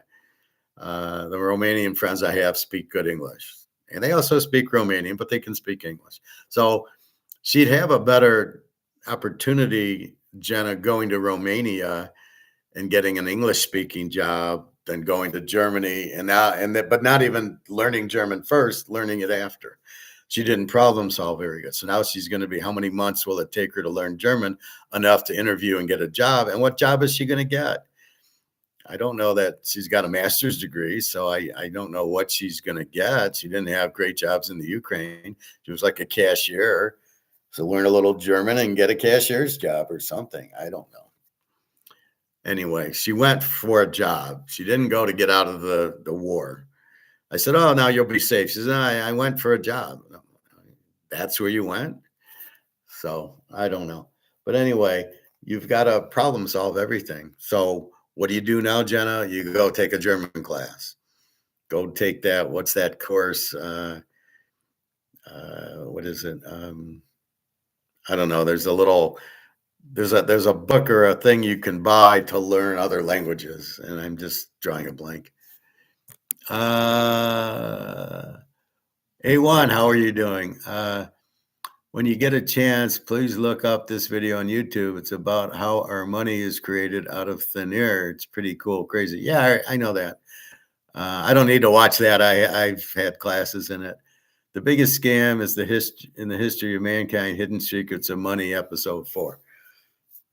Yeah, money, the banks are the worst at inflating because they print money out of nothing. So let's say me and you, we're going to go buy a car, and we need a loan, and we need $20,000 to buy the car, and then we pay the bank back plus interest. The bank doesn't have the 20 grand sitting there. The bank, out of thin air, says, here's a check for 20 grand. And now pay me 4 or 5% interest for the next 5 years until you pay off the 20 grand.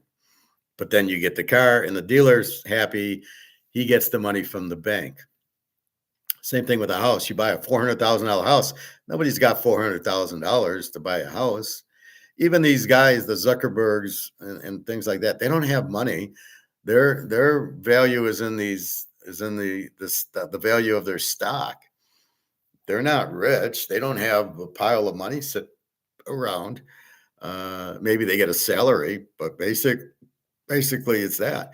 So yes, money created, not backed by gold. And that's really the major problem of inflation. The biggest, you think it's the government printing money. It's the banks printing money out of nothing. The banks are printing money in a different way. Oh, you want a $400,000 house?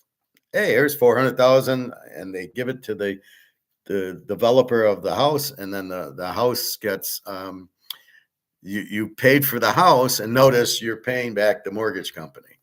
You're not paying the builder, but where did the bank get their money? And that's exactly what you're talking about. It's out of thin air. Why are you charging me interest?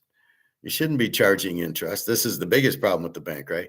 you're charging me 6% interest. On what? You didn't have the money 10 minutes ago. Now this comes back to markets. Should the house cost 400 grand? No, because nobody can afford it. It's too highly priced. Houses should be very cheap because who has 400,000 to buy the house? So now, oh, we need the bank to pay the builder so you could sit in the house and then you pay the bank back, or for, like I said, for a car. Well, what is that? I mean, that whole thing's crap. But yeah, that's what they're doing. So they just print money, they give it to the builder, and then you owe them 5% for nothing. And then they do a real estate trust where Attack on Wall Street guy buys my mortgage. So he buys 10 mortgages and he's going to get 8% because I'm paying 8% mortgage or whatever. And let's say I'm paying 6%. So he gets 4% in a real estate trust and the bank keeps the 2%. But then the Attack on Wall Street guy pays 60 grand to have it. And then if I stop paying, then they fuck over the real estate, the Attack on Wall Street guy. But that's how it works. It's not, they don't have the money sitting there. They don't have 400 grand for you to buy a house. They just make it out of nothing. This is the problem with banks. This is the problem when you don't back it by gold. You know, I don't know what that meant for Ray Dalio with his, well, we go into debt crap. I mean, that's just ridiculous. He didn't give any examples. You couldn't follow him at all. But even if I buy it, if I'm making enough money that I can afford to pay that, like here, I'm paying rent. I pay $1,600 a month on rent. I don't have a loan on it. I get Social Security, it pays it. See, my trap is all my money's in gold and silver. It's all in my precious. So therefore, I don't have a lot of money. I don't have a lot of this sitting around. I have a lot of this. And I have my Mantle card and my Brady cards and stuff like that. So I really don't have a lot in cash because I don't want any in cash because it's not worth anything. I have enough to pay bills, but basically that's it. So yeah, you're exactly right. It's money that is created out of thin air. Now you have the government doing treasuries where they're creating money out of thin air. They're creating treasury bonds out of thin air. And the other countries were buying it. The Chinese and the Germans and the French were buying our treasuries as a safe haven. Oh, my money's safe. But now they're discovering it's not. That's why Russia, China, Japan are selling their treasuries because they know the dollar's not worth anything. Oops, I guess Ray Dalio missed that part, right? And so that's what happens. The government, but it's more the banks giving loans in houses and cars because everybody wants a house. But the houses should only cost you 20, 30 grand. Houses should never be 400,000 or 500,000 because if you didn't have the banks, who has 500 grand to buy a house? Nobody. So therefore I can't build a house. See, that gets back into our supply demand. This is the market, and then you want to raise the price of ribs to $50, nobody's going to buy it. Well, what is this for a house? Well, it's only what we can afford. So it's maybe, 10, 15,000. You want to make a $500,000 house. There's nobody home. Nobody has 500,000 for a house. So we have to get a loan at the bank. So the price of the house is way too, it's over. There's no market for it. Now what's happening is the market, as people are losing their job and the dollar's losing value, the market's shrinking. The $500,000 house, I go to sell it, there's nobody going to buy it. There's no buyers there. And so you start going down to 400 and you go down to 300 and you get down to where the market is. And that's where you're going to sell your house. And people just can't afford it. I mean, it's mostly a payment game. Well, I'm going to pay $1,500, $2,000 a month for 30 years type of thing. And that's the problem with it. So people are slaves to their jobs because they have to work because they got to pay their mortgage because they're buying something they couldn't afford in the first place. Yeah, you could afford the payments. Like on my Camry, it was $25,000. It was, I think, $500 a month, but I was working, so I paid $700 or $800 a month to pay it off early, and I paid it off in 3 years. And now I haven't had a car payment since 2020 or so. And so I got rid of that, but I couldn't do that with a house. There's no way I could pay enough on the house to get a $300,000 or $400,000 house. That's why I live in an apartment. Plus, the values are going down, and then I'm waiting on my gold and silver to go up, where I will buy a house for 2 ounces of gold, which nobody understands because they think, well, gold's 5,000 and the house is 500,000. How are you going to do it? Well, the house is valued in dollars, so that'll come down. The gold is also valued in dollars, will also go up as the dollar goes to nothing. So gold goes to 25,000 an ounce, but the house will sell for 50,000, not 500, because that's in dollars. The house is worth 500,000 of these, or maybe 50,000 of, if this was gold, 50,000 in gold. So it'll come way down because it's not valued in dollars, and that's what'll happen. A1. Federal Reserve guys get 6%. Watch how this guy puts the video together. It's really a good video. It'd be a great video. I'll watch it and I'll play it. Hidden Secret. Is this Mike Maloney? Hidden Secrets of Money. I think I've seen it, but I'll watch it again. Yeah, I mean, basically that's what they're doing. They're printing the money out of thin air. The banks are the worst at inflation. Because then now there's so many, I don't know, there's probably like $300 trillion out there, which makes it worthless. But a lot, I mean, how many people want a house, right? And they sell the house and then they buy another house and they take out another mortgage. I did that. I bought my condo for $100,000 because I knew it was a steal. I knew it would go up. It went up to 200 and we sold it, a $350,000 house. So I sold it for 200. I only owed, I probably owed like 80 by the time we, after 7 or 8 years. And then we bought a $350,000 house, but we put down the 200. So we only had a $150,000 mortgage, which then led to us having a small, our payment was $1,000 a month in a $350,000 house. I did that on purpose to keep the payments down so we wouldn't be slaves. Otherwise, you own a house, you're a slave. You have to work because you have to pay your mortgage. And that's where Social Security pays my apartment. I'm moving to an apartment soon, and my rent will go down $300. And it won't be as noisy as it is here. This place is not conducive. It's way too noisy. I hear the guy walking above me. He yells. It's like a 5-year-old I live with above. He's terrible, yelling and screaming, and a dog that barks and the whole thing. It's just not good. It's not conducive to living, but I don't think he can understand. I got to be quiet. I'm in an apartment. I do, but he doesn't. So this is the problem with the young kids these days, is they don't respect anything, or they obviously can't think. Yes, Mike Maloney. I don't like Mike Maloney. He's an idiot. In other words, he doesn't have his own thoughts. He doesn't know what he's doing. He's listening to Jim Rickards. So he's a Keynesian. So yeah, I watched his, and then I watched his the U.S. versus the Roman Empire, each step and stuff like that. And it's clearly not him doing. He's doing it, but he has no idea. Somebody did it for him, obviously. So at first I liked him, and I started watching his videos, and I realized he doesn't know what he's talking about. So he's taking credit, but he didn't really.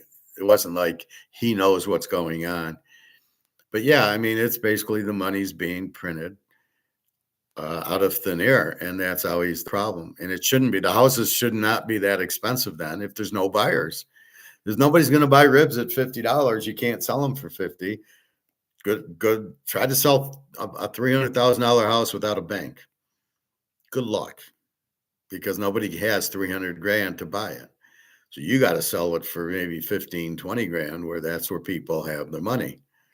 So how this whole banking thing became something, JP Morgan, I assume, where, they'll come borrow. We'll buy the house for you and you pay us back. which is totally ridiculous. It's not a very good. It's not a very good system. It's like going to the grocery store. Well, geez, I can't afford the $3 for the Coca-Cola today. Oh, I'll get a loan from the bank and then pay it. Well, actually, that's kind of what we're doing with the credit cards. The credit card's a loan. So you go on a trip and you spend a couple $1,000s and you put it on your credit card. You owe the credit card. You owe the bank back that money. So there is a lot of need for debt because people don't have the money. Now, a lot of people have the money, but yeah, you put it on my credit card. I do that with gas and food. I put it on my credit card, pay it back later. I'll pay it back when gold. If I have to sell an ounce of gold, it'll pay a credit card, right? Because I'll get $5,000. But that's really what's happening is we do a lot because the banks cover us and then we owe the bank. But the problem with the bank, see, the bank needs to make money. And that's how a bank makes money, by loaning out their money and charging you interest, even though they create the money out of thin air. Look at a credit card. They don't, or you get a $10,000 limit. Where do they get the 10,000 from? Nowhere. Then they want to charge you 20% interest on money that, on what?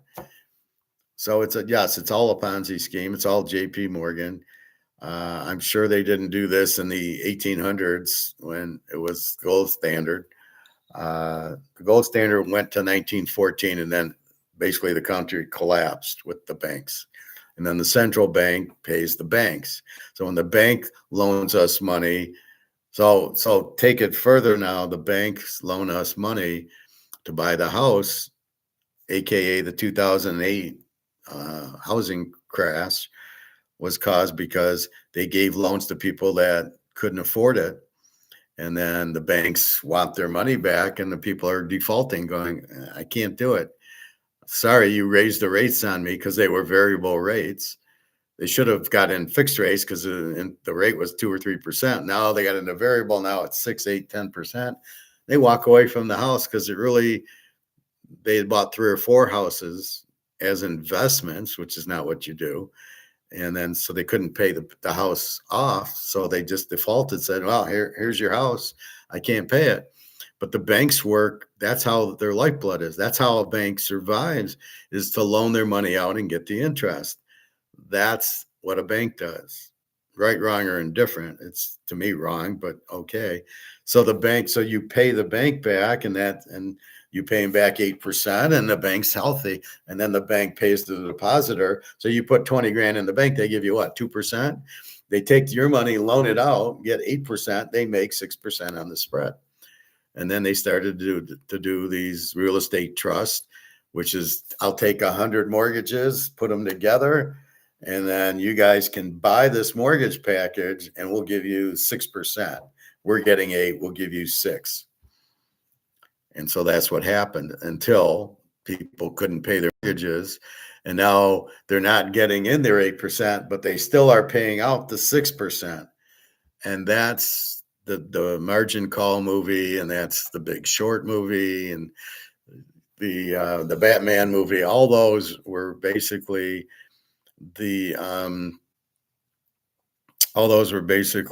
people not paying their mortgage, and the banks being exposed that they still had to pay out Attack on Wall Street guy his 6% on his 60,000. So he bought 60,000 worth and wanted 6% or 8%, and they couldn't do it because people were not paying them back. People were just defaulting on it. And the bank doesn't want to sell houses. The bank wants to deal with money.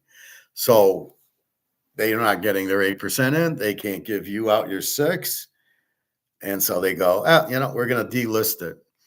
We're going to delist your whatever your real estate trust, right? So instead of putting it in a CD, you're saying, I'll put it in real estate where I can get, everybody's going to pay their mortgage, but I get 6% instead of 3%. So that's why you would put it in a real estate trust.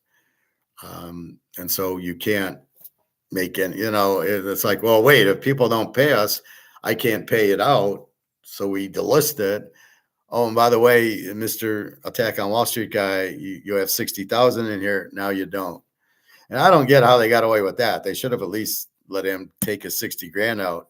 But then to say, well, everybody gambles, and if you lose, you lose. That wasn't gambling. You delisted the fucking thing because people stopped paying the mortgage because you're an idiot and you lent them money even though they didn't have a job or had no credit. That was the bank's fault. But that came back from Clinton. Clinton forced the banks to do it and then said, we'll cover you. So that's what the cover was, but it was ridiculous. But that's what happened, right? The banks loaned it out. They weren't getting paid back, but the banks can never lose. So the banks just delisted the real estate trust.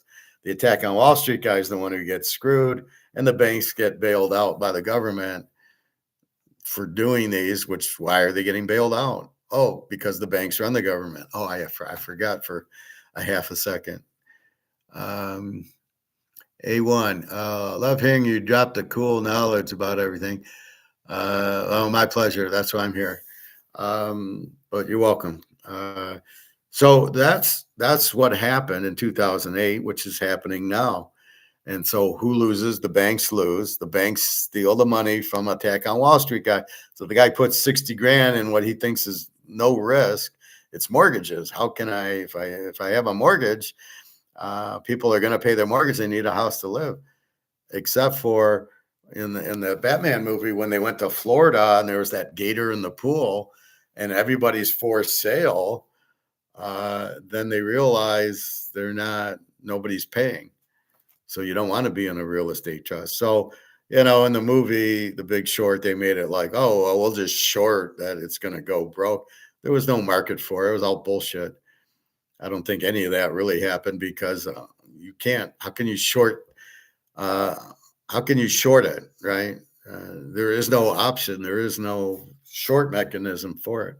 It's like you can short gold and silver on COMEX. You can't short the banks that these people are going to default on them. And why would you? It's the stupidest thing. You'd have been better buying gold and silver. Everybody goes for the hard out. Just go to the gold and silver. It's simple.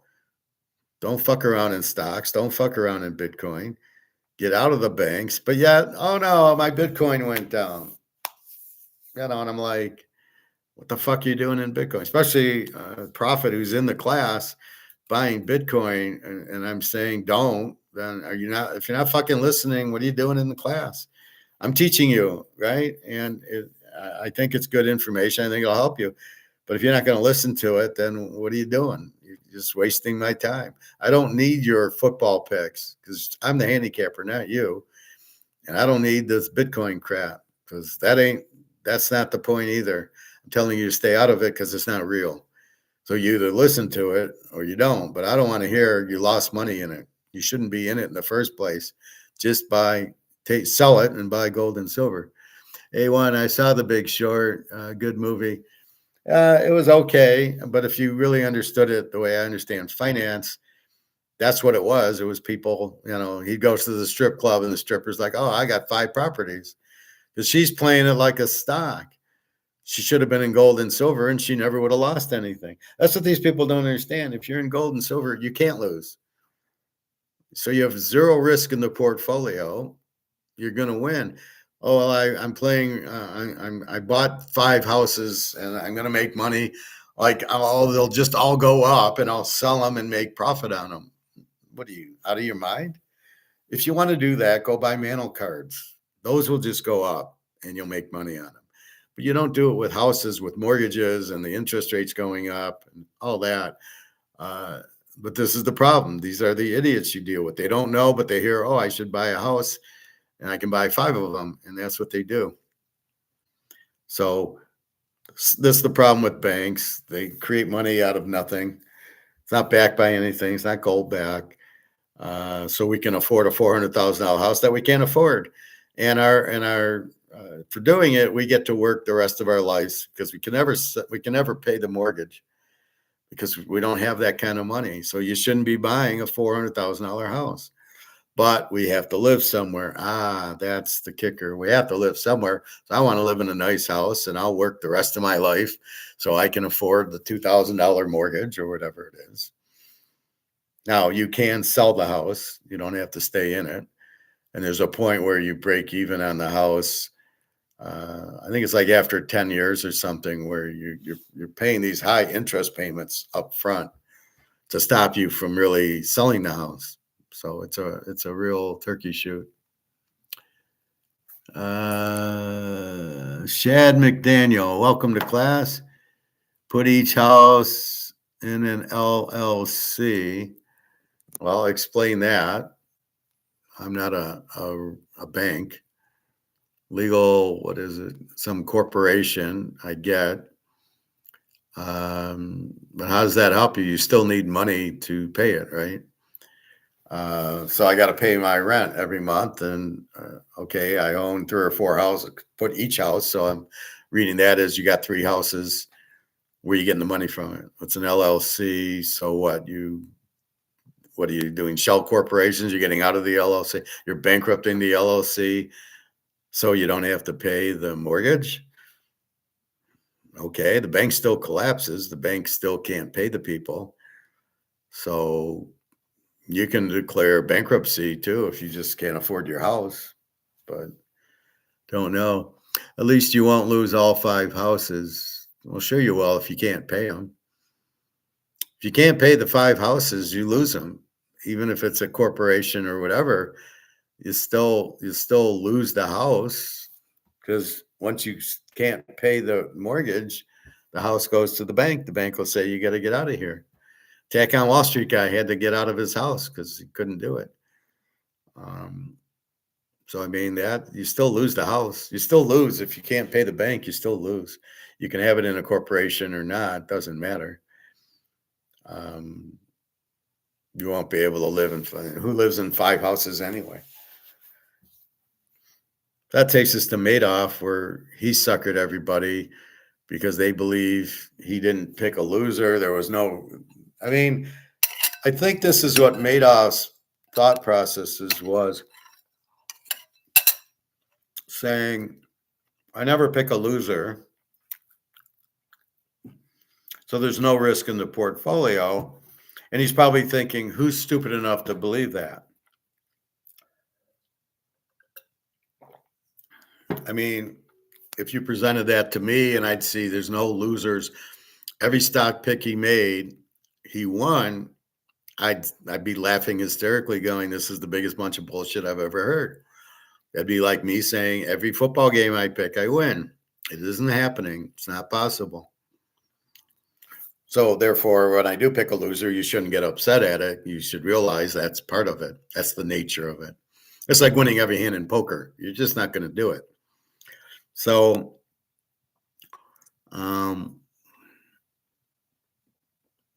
Madoff, people looked at him the wrong way. Well, the SEC approved him. They said there was nothing wrong with him, so I'll invest. You're still missing the point. There's no risk. He picks 100% right. Only an idiot can possibly believe that he can never pick a stock wrong. I mean, that's insanity. So I don't really, that's kind of what his point was. I think that was his whole thing of the Ponzi scheme was going, these guys are idiots. This is the easiest money I've ever made because these guys are idiots. And he was getting money from other people so he could pay everybody 10%. And again, I don't know why he just didn't end it. I mean, why did he go to the FBI and do it? He should have just not told the kids, just say, I'm going to retire. And that's it. And we're ending it. And he still had the legitimate part of his business where he did real trades. And he should have done that. North Carolina. No, we don't care.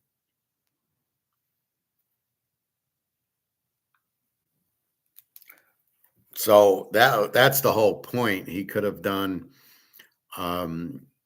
he basically didn't do any trades. So this is how stupid people are. They believed it. How can you possibly believe it? It's the same, so this is where I'm at with the dollar going down and the options and COMEX and gold and silver. I don't understand how gold and silver doesn't go up every day. I don't understand why anybody in their right mind would short it, but we're dealing with Madoff type people who, it went up a little bit too high, so I'm going to short it to make it, and it'll go down. where the banks are doing what they're all idiots. No, this is not stocks. This is gold and silver. This should never go down because the dollar can never go up because they keep printing it. And therefore the value keeps going down. Therefore gold and silver should keep going up. So you have really there's no point in it. So what the fuck? Why is gold going down today? Oh, did the dollar get stronger, alligator? Alistair McLeod. Oh, it's not the dollar going. It's not gold going up. It's the dollar going down. Well, okay, so the dollar's going up today, which is impossible because it can't get more valuable because you printed this shit out of it. And unless it gets backed by gold, it's gone. It's toast. And so, but why is gold going down? Oh, are you fucking clueless too, Alistair? You sound clueless because it's the stupidest comment to say that gold does go up based on demand. Today it's going down, but it's not based on demand. It's based on these options. The paper gold's going down. I doubt the physical gold price is going down today if we could get one. So I know China and Russia and Saudi Arabia, UAE are working on it, and Hong Kong, Singapore. So once we get rid of COMEX, and then we can go. Let's check what's going on with our precious today.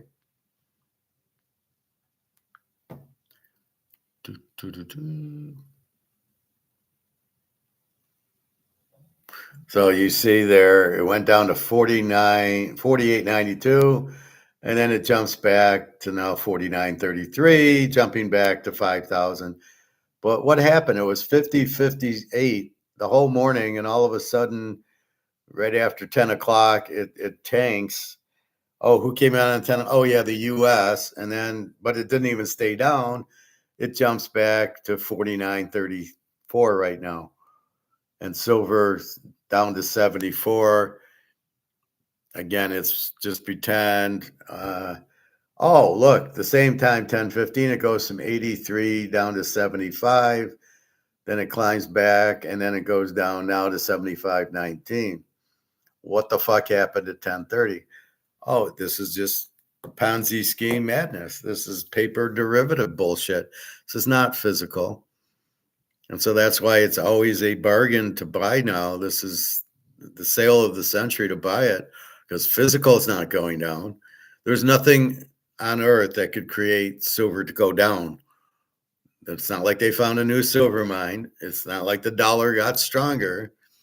It's these options that these people are trying to get out. Why do they keep shorting it?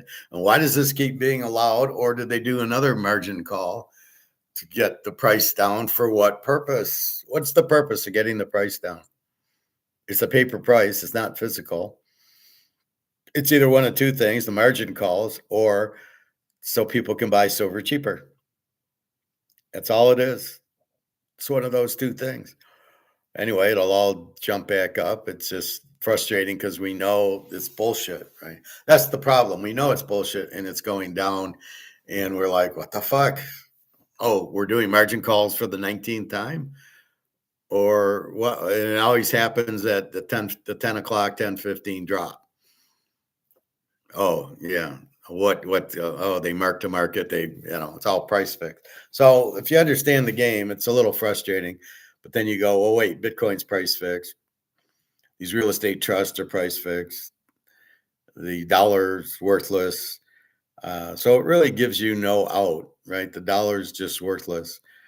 When Egon talks about the volatility in silver, this paper silver, Egon. Let's talk physical silver. There is nobody's selling an ounce of physical silver. This is all option bullshit, paper contracts where they're flooding the market with silver they don't have. And we're like, okay, the cat's out of the bag. We know what you're doing, so fuck off already and stop. Why do you keep allowing this to happen? Oh, wait, because JP Morgan runs the government. Oh, yeah, I forgot. Which is what's happening. The banks run the government, not the other way around. So that's why you never see JP Morgan prosecuted or anything else. But in the Madoff situation, again, it's just people are stupid. They're greedy. They want to make money. And but there's nothing wrong with wanting to make money, but the problem isn't wanting to make money. we all do that. It's when you fuck the money and make it worthless is the problem. When you fuck this and now it's not worth anything, now anybody making money is not really making money. Your stock went up, you didn't make a dime because it's a monopoly money. Your Bitcoin, when the dollar collapses, Bitcoin will be worth zero because it's priced in dollars, because there is no Bitcoin. Gold and silver doesn't need it. This will always be money because it's gold. This is silver. It's always money. It's physical, and nobody in physical world can price fix it. So it's sort of like this in the physical world. In the physical world, you're at the grocery store, there's a price. It's $100. It's not going to 10 or 20 or like silver. It might go up if there's more demand for it, but the market should price it. And in Bitcoin, there's no market, there is no physical. And that's why we bitch about gold and silver. In the physical world, which is how silver and gold should be priced, and platinum and palladium, they should be priced in the physical world. Why are they being optioned? Why is there derivative? Why is all this happening in the physical world? It should just be you go to the store and what he's got is you buy, and then the price adjusts to supply and demand, and off you go. Oh yeah, Ray Dalio, supply and demand. Nice words, but he doesn't know what the fuck they mean. In a supply demand world and the physical world, silver's 5,000 and gold's 50,000 by now. Because look at the suppression. Silver went from 83 to 75, not physical. So again, now you're looking at 75. Well, in the physical world, it wouldn't have dropped $8. It would have kept going up. So Mark McGuire's wrong, or Alligator's wrong when he says, "Oh, it's not gold going up, it's a dollar going down." Absolutely false. Absolutely clueless guy. And he's taking my thesis, which was it costs $35 to buy the ounce. Now it costs $5,000 to buy the ounce. All that's saying is it's still an ounce of gold. It's the money that's worthless. Doesn't mean the 5,000 is not the value of the gold. If it goes to 6,000, the value of the gold went to 6. It takes more dollars to buy it because the dollar's worthless, but it's still, how do you arrive at that number? How do you arrive at the 5,000? That's the market. That's the demand. When it goes to 6, it's the same thing. That's the market. That's the demand. Not the dollar didn't go down anymore. It just takes more dollars to buy it. But we never know what that end price is. As we go from 5 to 6 to 7, the dollar didn't lose value. It just takes more dollars because the gold went up in value. And that's what he misses. A1, gotta run. Take it easy. Have a good day. See you next time. Well, thank you for stopping by, A1. I hope you enjoyed. My robo spam call started calling me right now too. Yeah, I just, that's all you get.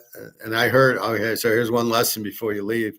When you get a phone call from one of these numbers that you don't recognize, it's not mom or dad or sis, don't answer, don't say hello. Answer the call, but don't say a word. And give it like 10 seconds. And if nobody comes on, just hang up and block. That's an AI call. They're trying to get your information, so these other spams start hitting you. I keep getting one from 1-800-Hanson's. Oh, you want to do a window? No, I don't know what you're talking about. That's AI. So you're wasting your time calling me, because these are real people calling me. Yeah, you wanted an estimate on a window. Yeah, we can come out. No, what are you talking about? Yeah, your house. I don't have a house. I don't live in the other city. That was 10 years ago. I live in a different place, and I don't look for windows because it's an apartment, and I'm not putting in my own windows in an apartment. So that's what you have. So anyway, that's what's going on. So again, ask about, if Madoff says there's no risk in a portfolio, you need to be smarter than that and go, that's impossible. You need to challenge. You need to problem solve. Does that make any sense? If you get a handicapper that says, I pick 100%, just walk away going, yeah, sure you do. Yeah. And I'm Jesus. I mean, that's about how stupid it is. So when you hear stupid stuff, you just ignore it. People have to prove it to you. And that's why I try to prove everything or give you examples or show you these other idiots like Ray Dalio today, where he was clearly not, he couldn't explain anything. He just rumbles on stuff he heard. He comes up with these. There's five, again, I'm busted on the word, 5 cycles, bicycle. Okay. So there's 5 cycles. There's no cycles. Well, people are this and people, what are you talking about? People are what? You don't even know what you're talking about.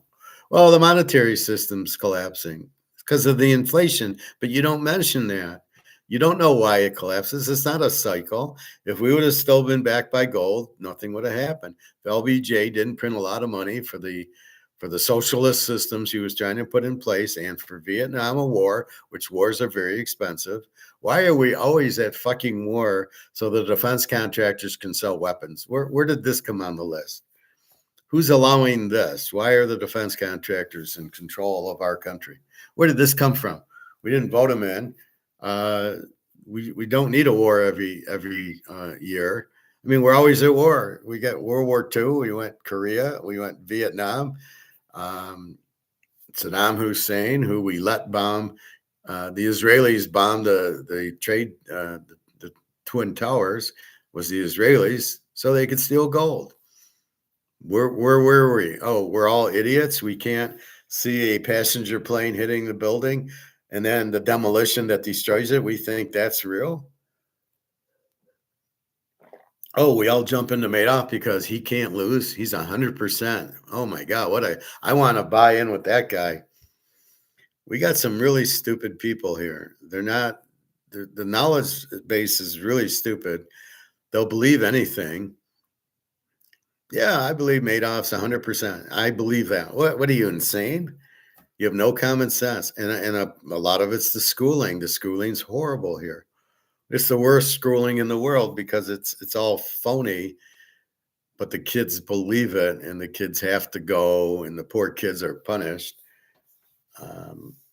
And it's just terrible.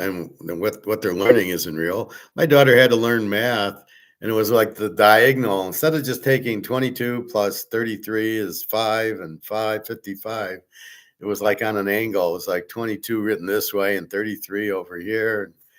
It was like, what the fuck is this? Why are you changing it? I get change if it's for good. And if it's a good purpose, if it's productive, fine. I don't buy AI. I don't think it's a good change. Analytics is terrible. It's screwing up sports. This instant replay is screwing up sports. You're ruining the whole game. You don't understand what you're doing with it. And so you have that. And nobody's able to critical think gold and silver because nobody knows anything about the dollar or nobody knows about inflation because they lie about it. Its cost. And this is what I struggle with is I see all this bullshit. It's not improving anything. You don't change. You change if it improves, but the changes do not improve. They're terrible. If we go to a digital currency, I heard we might. I won't take it. Well, we got Bitcoin now. I am not involved with it. I don't think the dollar will ever go anywhere. I don't think you can. There's too much illegal stuff that goes with the drugs. For example, you go to a casino, you have to have cash. They're too powerful to sit there and oh, well, we need digital. We're going to follow you and mark you. And I hate when people do that because they scare people going, oh, fuck, if I say something wrong, I won't be able to leave my house or travel or anything else. That's bullshit because what are the airlines going to go out of business because you can't travel? Yeah, I don't think the airlines will allow that. I don't think the grocery stores will allow us to have no food or the pharmacies will have no drugs. I mean, I don't buy any of that shit. I think there'll be some digital, but it'll be like, no, there's Bitcoin, but you don't have to use it. It's just it's a collectible. Bitcoin is no different than a Hank Aaron card. You buy it and you hope the value goes up and you hope there's demand, and there's no demand for Bitcoin. I don't care what Michael Saylor says about this whole digital capital bullshit that he pulled out of his ass that makes no sense. Yeah, Howard did a spreadsheet for us, so we're going to add value to the company's bottom line somewhere. Because he added a spreadsheet. He made a spreadsheet for me. Stupidest thing in the world. But again, you don't know what digital capital even means. You have to look it up, and then you realize, oh, it's AI, it's analytics, it's doing models, and it's IT bullshit, which has no value at all on the spreadsheet. If anything, it's a cost. It's not an asset. So anyway, that's what that is. So football, we'll keep an eye. The draft is in March, so April, whatever. It'll be a weak draft anyway. And most of these guys don't know how to draft. It's the same thing. The defense wins. It always has been since the Packers in the 60s, through the Miami Dolphins and Dallas, Baltimore, Joe Montana, the 84, 85, 86 Bears, the LT Giants, on and on and on. You had a defense you won. The Cowboys won with their defense, not with Troy Aikman. He sucked. The 49ers won when they had a good defense. I mean, Ronnie Lott and everything. And that's where you go with it. It's never changes. So these guys keep drafting running quarterbacks. They're not going to do anything, but they're too stupid to realize. It's like Madoff. Well, I'm going to be in running quarterbacks. And people like me going, that's a big problem. That's stupid. Show me one that has ever won. Drake May. Well, yeah, he did great. What did he complete 5 passes in the Super Bowl? So that's the problem. So again, it's a lot of common sense problem solving, right? You've got to know your information to problem solve it. But somebody said the sky's red, you got to say, no, it's blue, fella. We're not on Krypton with Superman, right? And that's the big thing. So the banks, yes, they create money from nothing. How it developed, I don't know. In 1913, when J.P. Morgan created the Fed, that's the central bank. It's a bank, so the banks could be corrupt. So when the banks needed money, they'd go to the central bank, and the central bank. That's what the prime rate is. What the central bank charges the bank. It's got nothing to do with mortgages or car payments or any of that. It doesn't. It's got nothing to do with the interest rate that the public pays, because that's the market rate from the banks selling it to the public. But it's got nothing to do with the prime rate. So they can, Powell can raise the rate from 2 to 3 or lower it from 3 to 2. It's what the bank charges. The central bank charges the banks. That's all it is. Got nothing to do with the house payment, car payment. Anyway, so that's it. So no more football, unfortunately. Again, we nailed the game. We nailed the score. Very happy about that. And it's the same system and same thesis, works every year. It always works. You rank your teams, you find the team that are good, and you find the teams that are bad, and you bet the good teams, and you bet against the weak teams, and it works every year. That's why I win every year. The hard part's figuring out which teams are good and which teams are bad.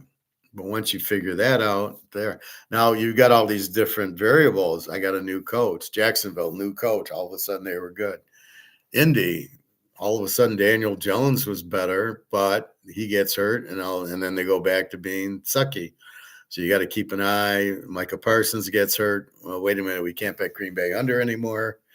They become an over team. The Bears are an over. The Lions are an over. Nothing changes there. Oh, the offensive coordinators move around, 10 head coaches. So there's a lot of variables going all over the place, which you don't. The CL coach, I thought, was a terrible hire last year. All right, he looked better this year, but it was all his defense. So he had a very good defense with Kenneth Walker, and that's all that was. But, there seems like offensive coordinators change all the time. Still keep your eye on KC and Cincinnati with Burrow and Mahomes. KC's still the best team.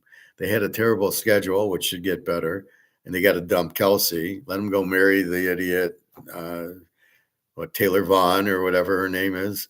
Let him go. He's not, he's not a good player and needs to go. So that's what you're looking at.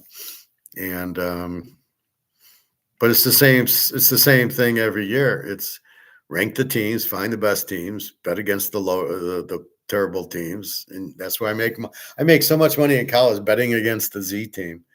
The hard part's finding the Z team and making sure they really are a Z team, and then looking for the right matchup when they play a high scoring team. They're going to kill them, and Vegas won't make the line correct. They'll make a weak line, and they'll kill them because it's a Z team. And so that's the basis. So once you understand, I got to rank the teams, but understanding how to rank the teams, and then keeping an eye on the quarterbacks and the defense and the injuries and ranking the defenses. Once you do all that, that's the hard part. That's where the variables change. New coaches, new coordinators. The quarterbacks are moving. Mendoza was on Cal, now he's on Indy. How's that going to impact him? It took me 6 games to figure that out. So, but that's okay. Those are the teams you kind of be careful with, and there's other teams that you know. And so that's what you're looking at. In the pros, it's easier. There's only 32 teams, and you see all the highlights on YouTube of each of the games. So here's the quarterback, and you see if they're scoring a lot. You don't care about the coordinator. It's, are they scoring a lot? Are they not? Tennessee struggles. Well, they suck. We bet a lot of money won a lot of money betting against Tennessee, and that's fine. And so you just keep going like that. And that's the key. And then it's figuring out the different variables. You're doing it in gold and silver. You're figuring out the variables in dollars. You're figuring out what's happening in COMEX. They're shorting the margin calls, all this bullshit that they're doing because the system's broke. So you're smart enough to know the system's broke. And so we just buy as much gold and silver, knowing that it's just a matter of time till it shoots to the moon, which it will. It has to, because the dollar, you printed it to death. There's no recovery. It's dead. DOA, dead on arrival. There's nothing you can do to save the dollar except back it by gold, which even if you did, then the gold price would go to the moon anyway. So we're protected there. But that's the problem with it. The dollar has no value. And so that's the key to it. And so that's what you're looking at. Every problem has variables. You're trying to understand the variables. If it's poker, each player's differently. Now I got to figure, oh shit, here comes 5 new players to the table. How are they? And then, on and on and on. And when these pros play, they play the same in their little group. Then they know it from playing with them, and then they can go. So that's why I attacked the Rounders movie.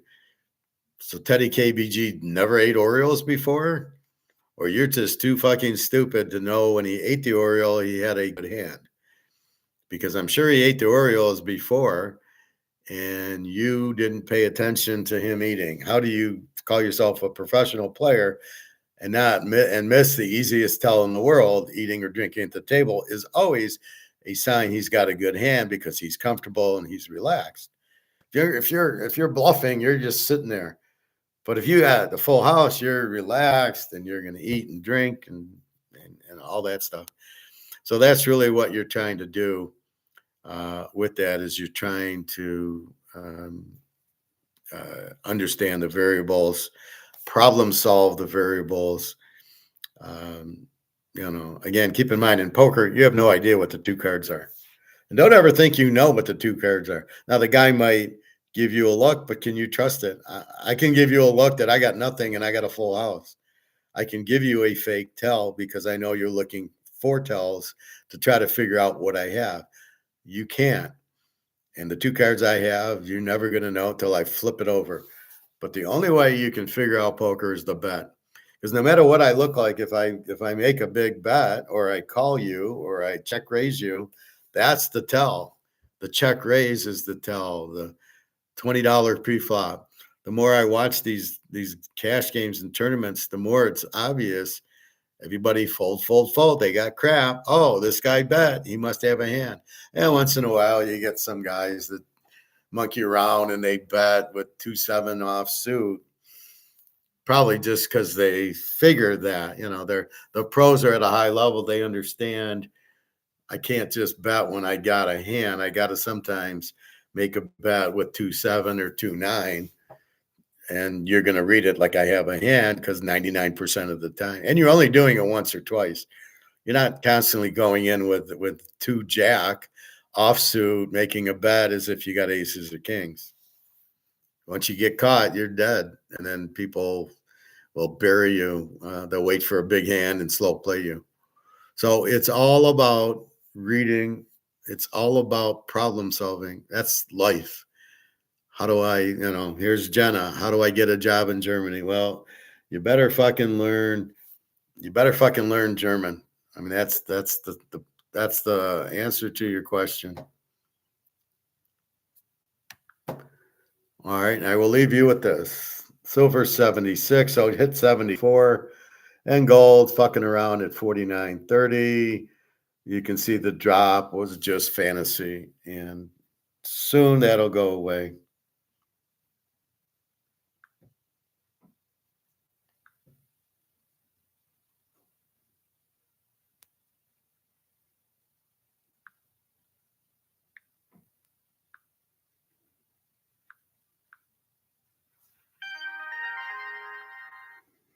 I got a haircut tomorrow.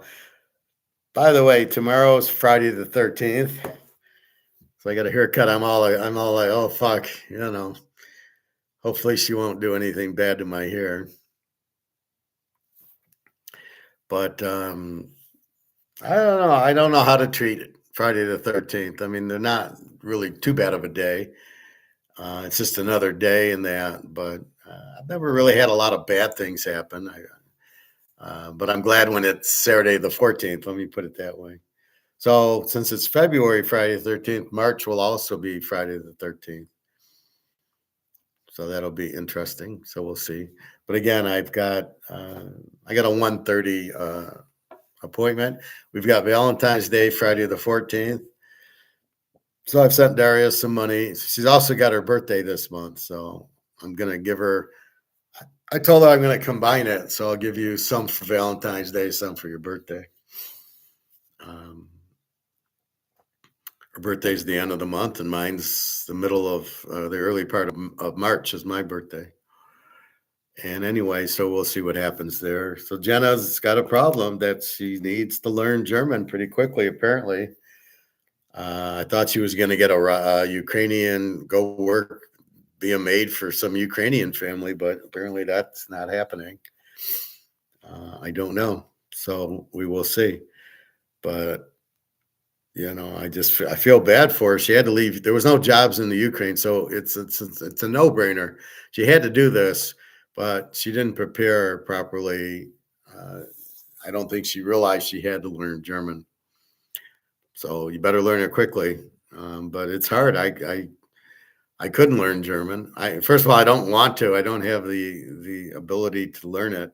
It's much easier to learn Austrian economics, because you're invested, you're like, oh, money, how does that work and everything? So anyway, I'll look into that Mike Maloney thing just to share. Meanwhile, Ray Dalio's an idiot. Warren Buffett's an idiot, and I've proven it. Alligator thinks the only reason gold goes up is the dollar dropping, why is it down today? And why is silver down? Who the hell knows? Again, it's fake, it's paper, and just ignore it. We are in physical, just keep buying physical. And what else? Anything else? Sports, poker, again, it's the same system. You're trying to read the player. You're letting his bet tell you what he's got. Like I said, I read the girl who bluffed. She was a Russian girl. And she would bet a lot, bluffing. And when she had a hand, she would check. Anytime she checked, I knew she had a hand. Anytime she bluffed, if I had anything, I would call her. So she's trying to put pressure on you. But when she does have a hand and she's checking, you're like, well, okay, it's obvious you have a hand, you're checking. Why else are you checking? So people will tell you what they have pretty much. But it's the betting that will tell you, not. I could look at her and never know she was bluffing or never know she had a hand. But when I looked at the bet, here's 100 and now it's a check. well, I'm pretty sure I know exactly what's happening. She checked. She's got a good hand, and it was always right. So it was the bet that made the tell not looking at her. So watch the betting. That's really the key. And again, today I was watching Daniel Negreanu in some cash game, and he's checking it pocket aces. He checked the flop. He checked the turn. But when it came to the river, he did not check. Then he made a decent bet, which is exactly my point on that tell. When you have a hand, you are not, especially if you're first to act or you're acting in front of me, you're going to bet it 100% of the time. Now, if you check and I bet and you check raise me, you have nothing because you're not going to let that bet go around the table and not bet it. You're not checking the river after it's been exposed and you got a full house or here you just had aces. You are not checking that hand. It ain't going to happen. You are going to bet that hand because you're in it to make money. You're going to bet something. So if they check that, they really don't have anything. Now, you only bet it if you have something because he's going to check raise you because that's the only way he can win the hand. He's got nothing. So you come in with a pair of queens, or I had a pair of queens, and then I made a bet, and then he checked raised me, of which I immediately called and beat him with my queens.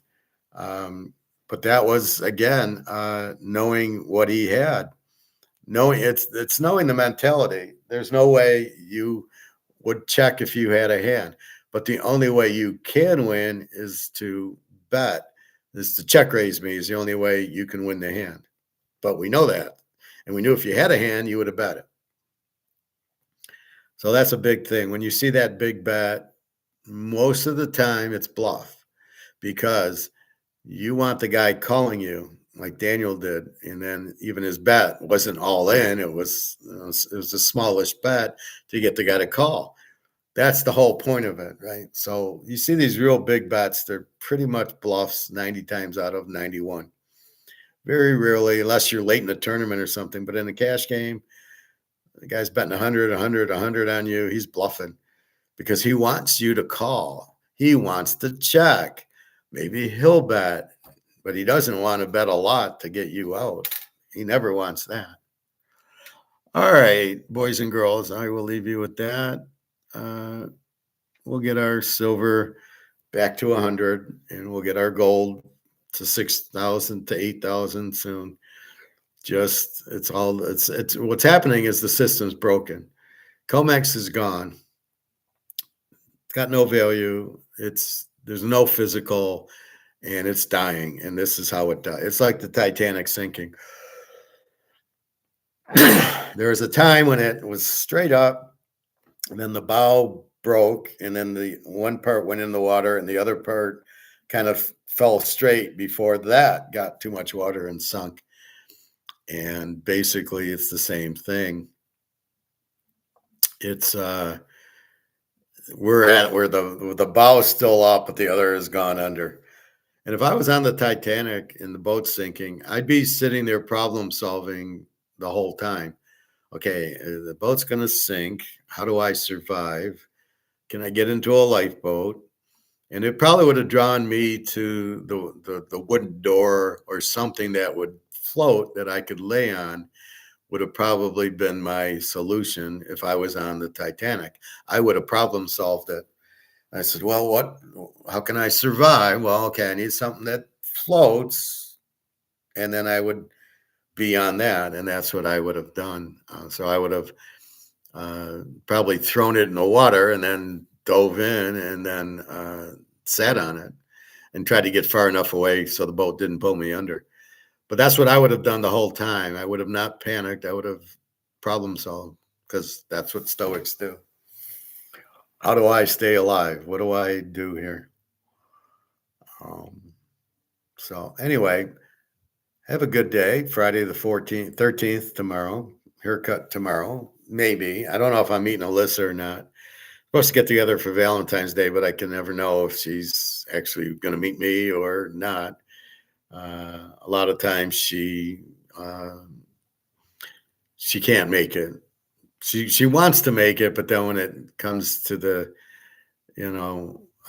to the day, she can't make it. So I understand that about her. And that's all you can do. So anyway, so have a good day, www.teaserking.com. And I know it's football, but it's also everything. And we'll keep an eye on gold and silver. Just keep buying as much as you can, and don't worry about the paper price. We're in the physical universe, and there's no risk to our portfolio because we own physical. So don't worry about the price dropping of a few dollars at 10:30 here and there. That's all bullshit. They're selling paper, silver, and gold.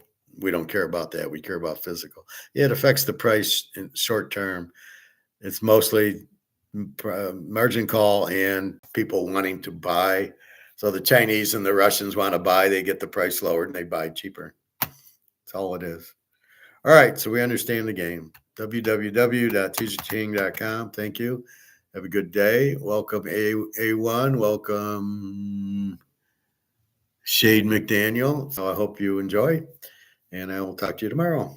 Unless I'm with Alyssa and, or at the haircut. But the haircut's not till 1:30, so I should be here in the morning. All right. Have a good day, everybody. Take care.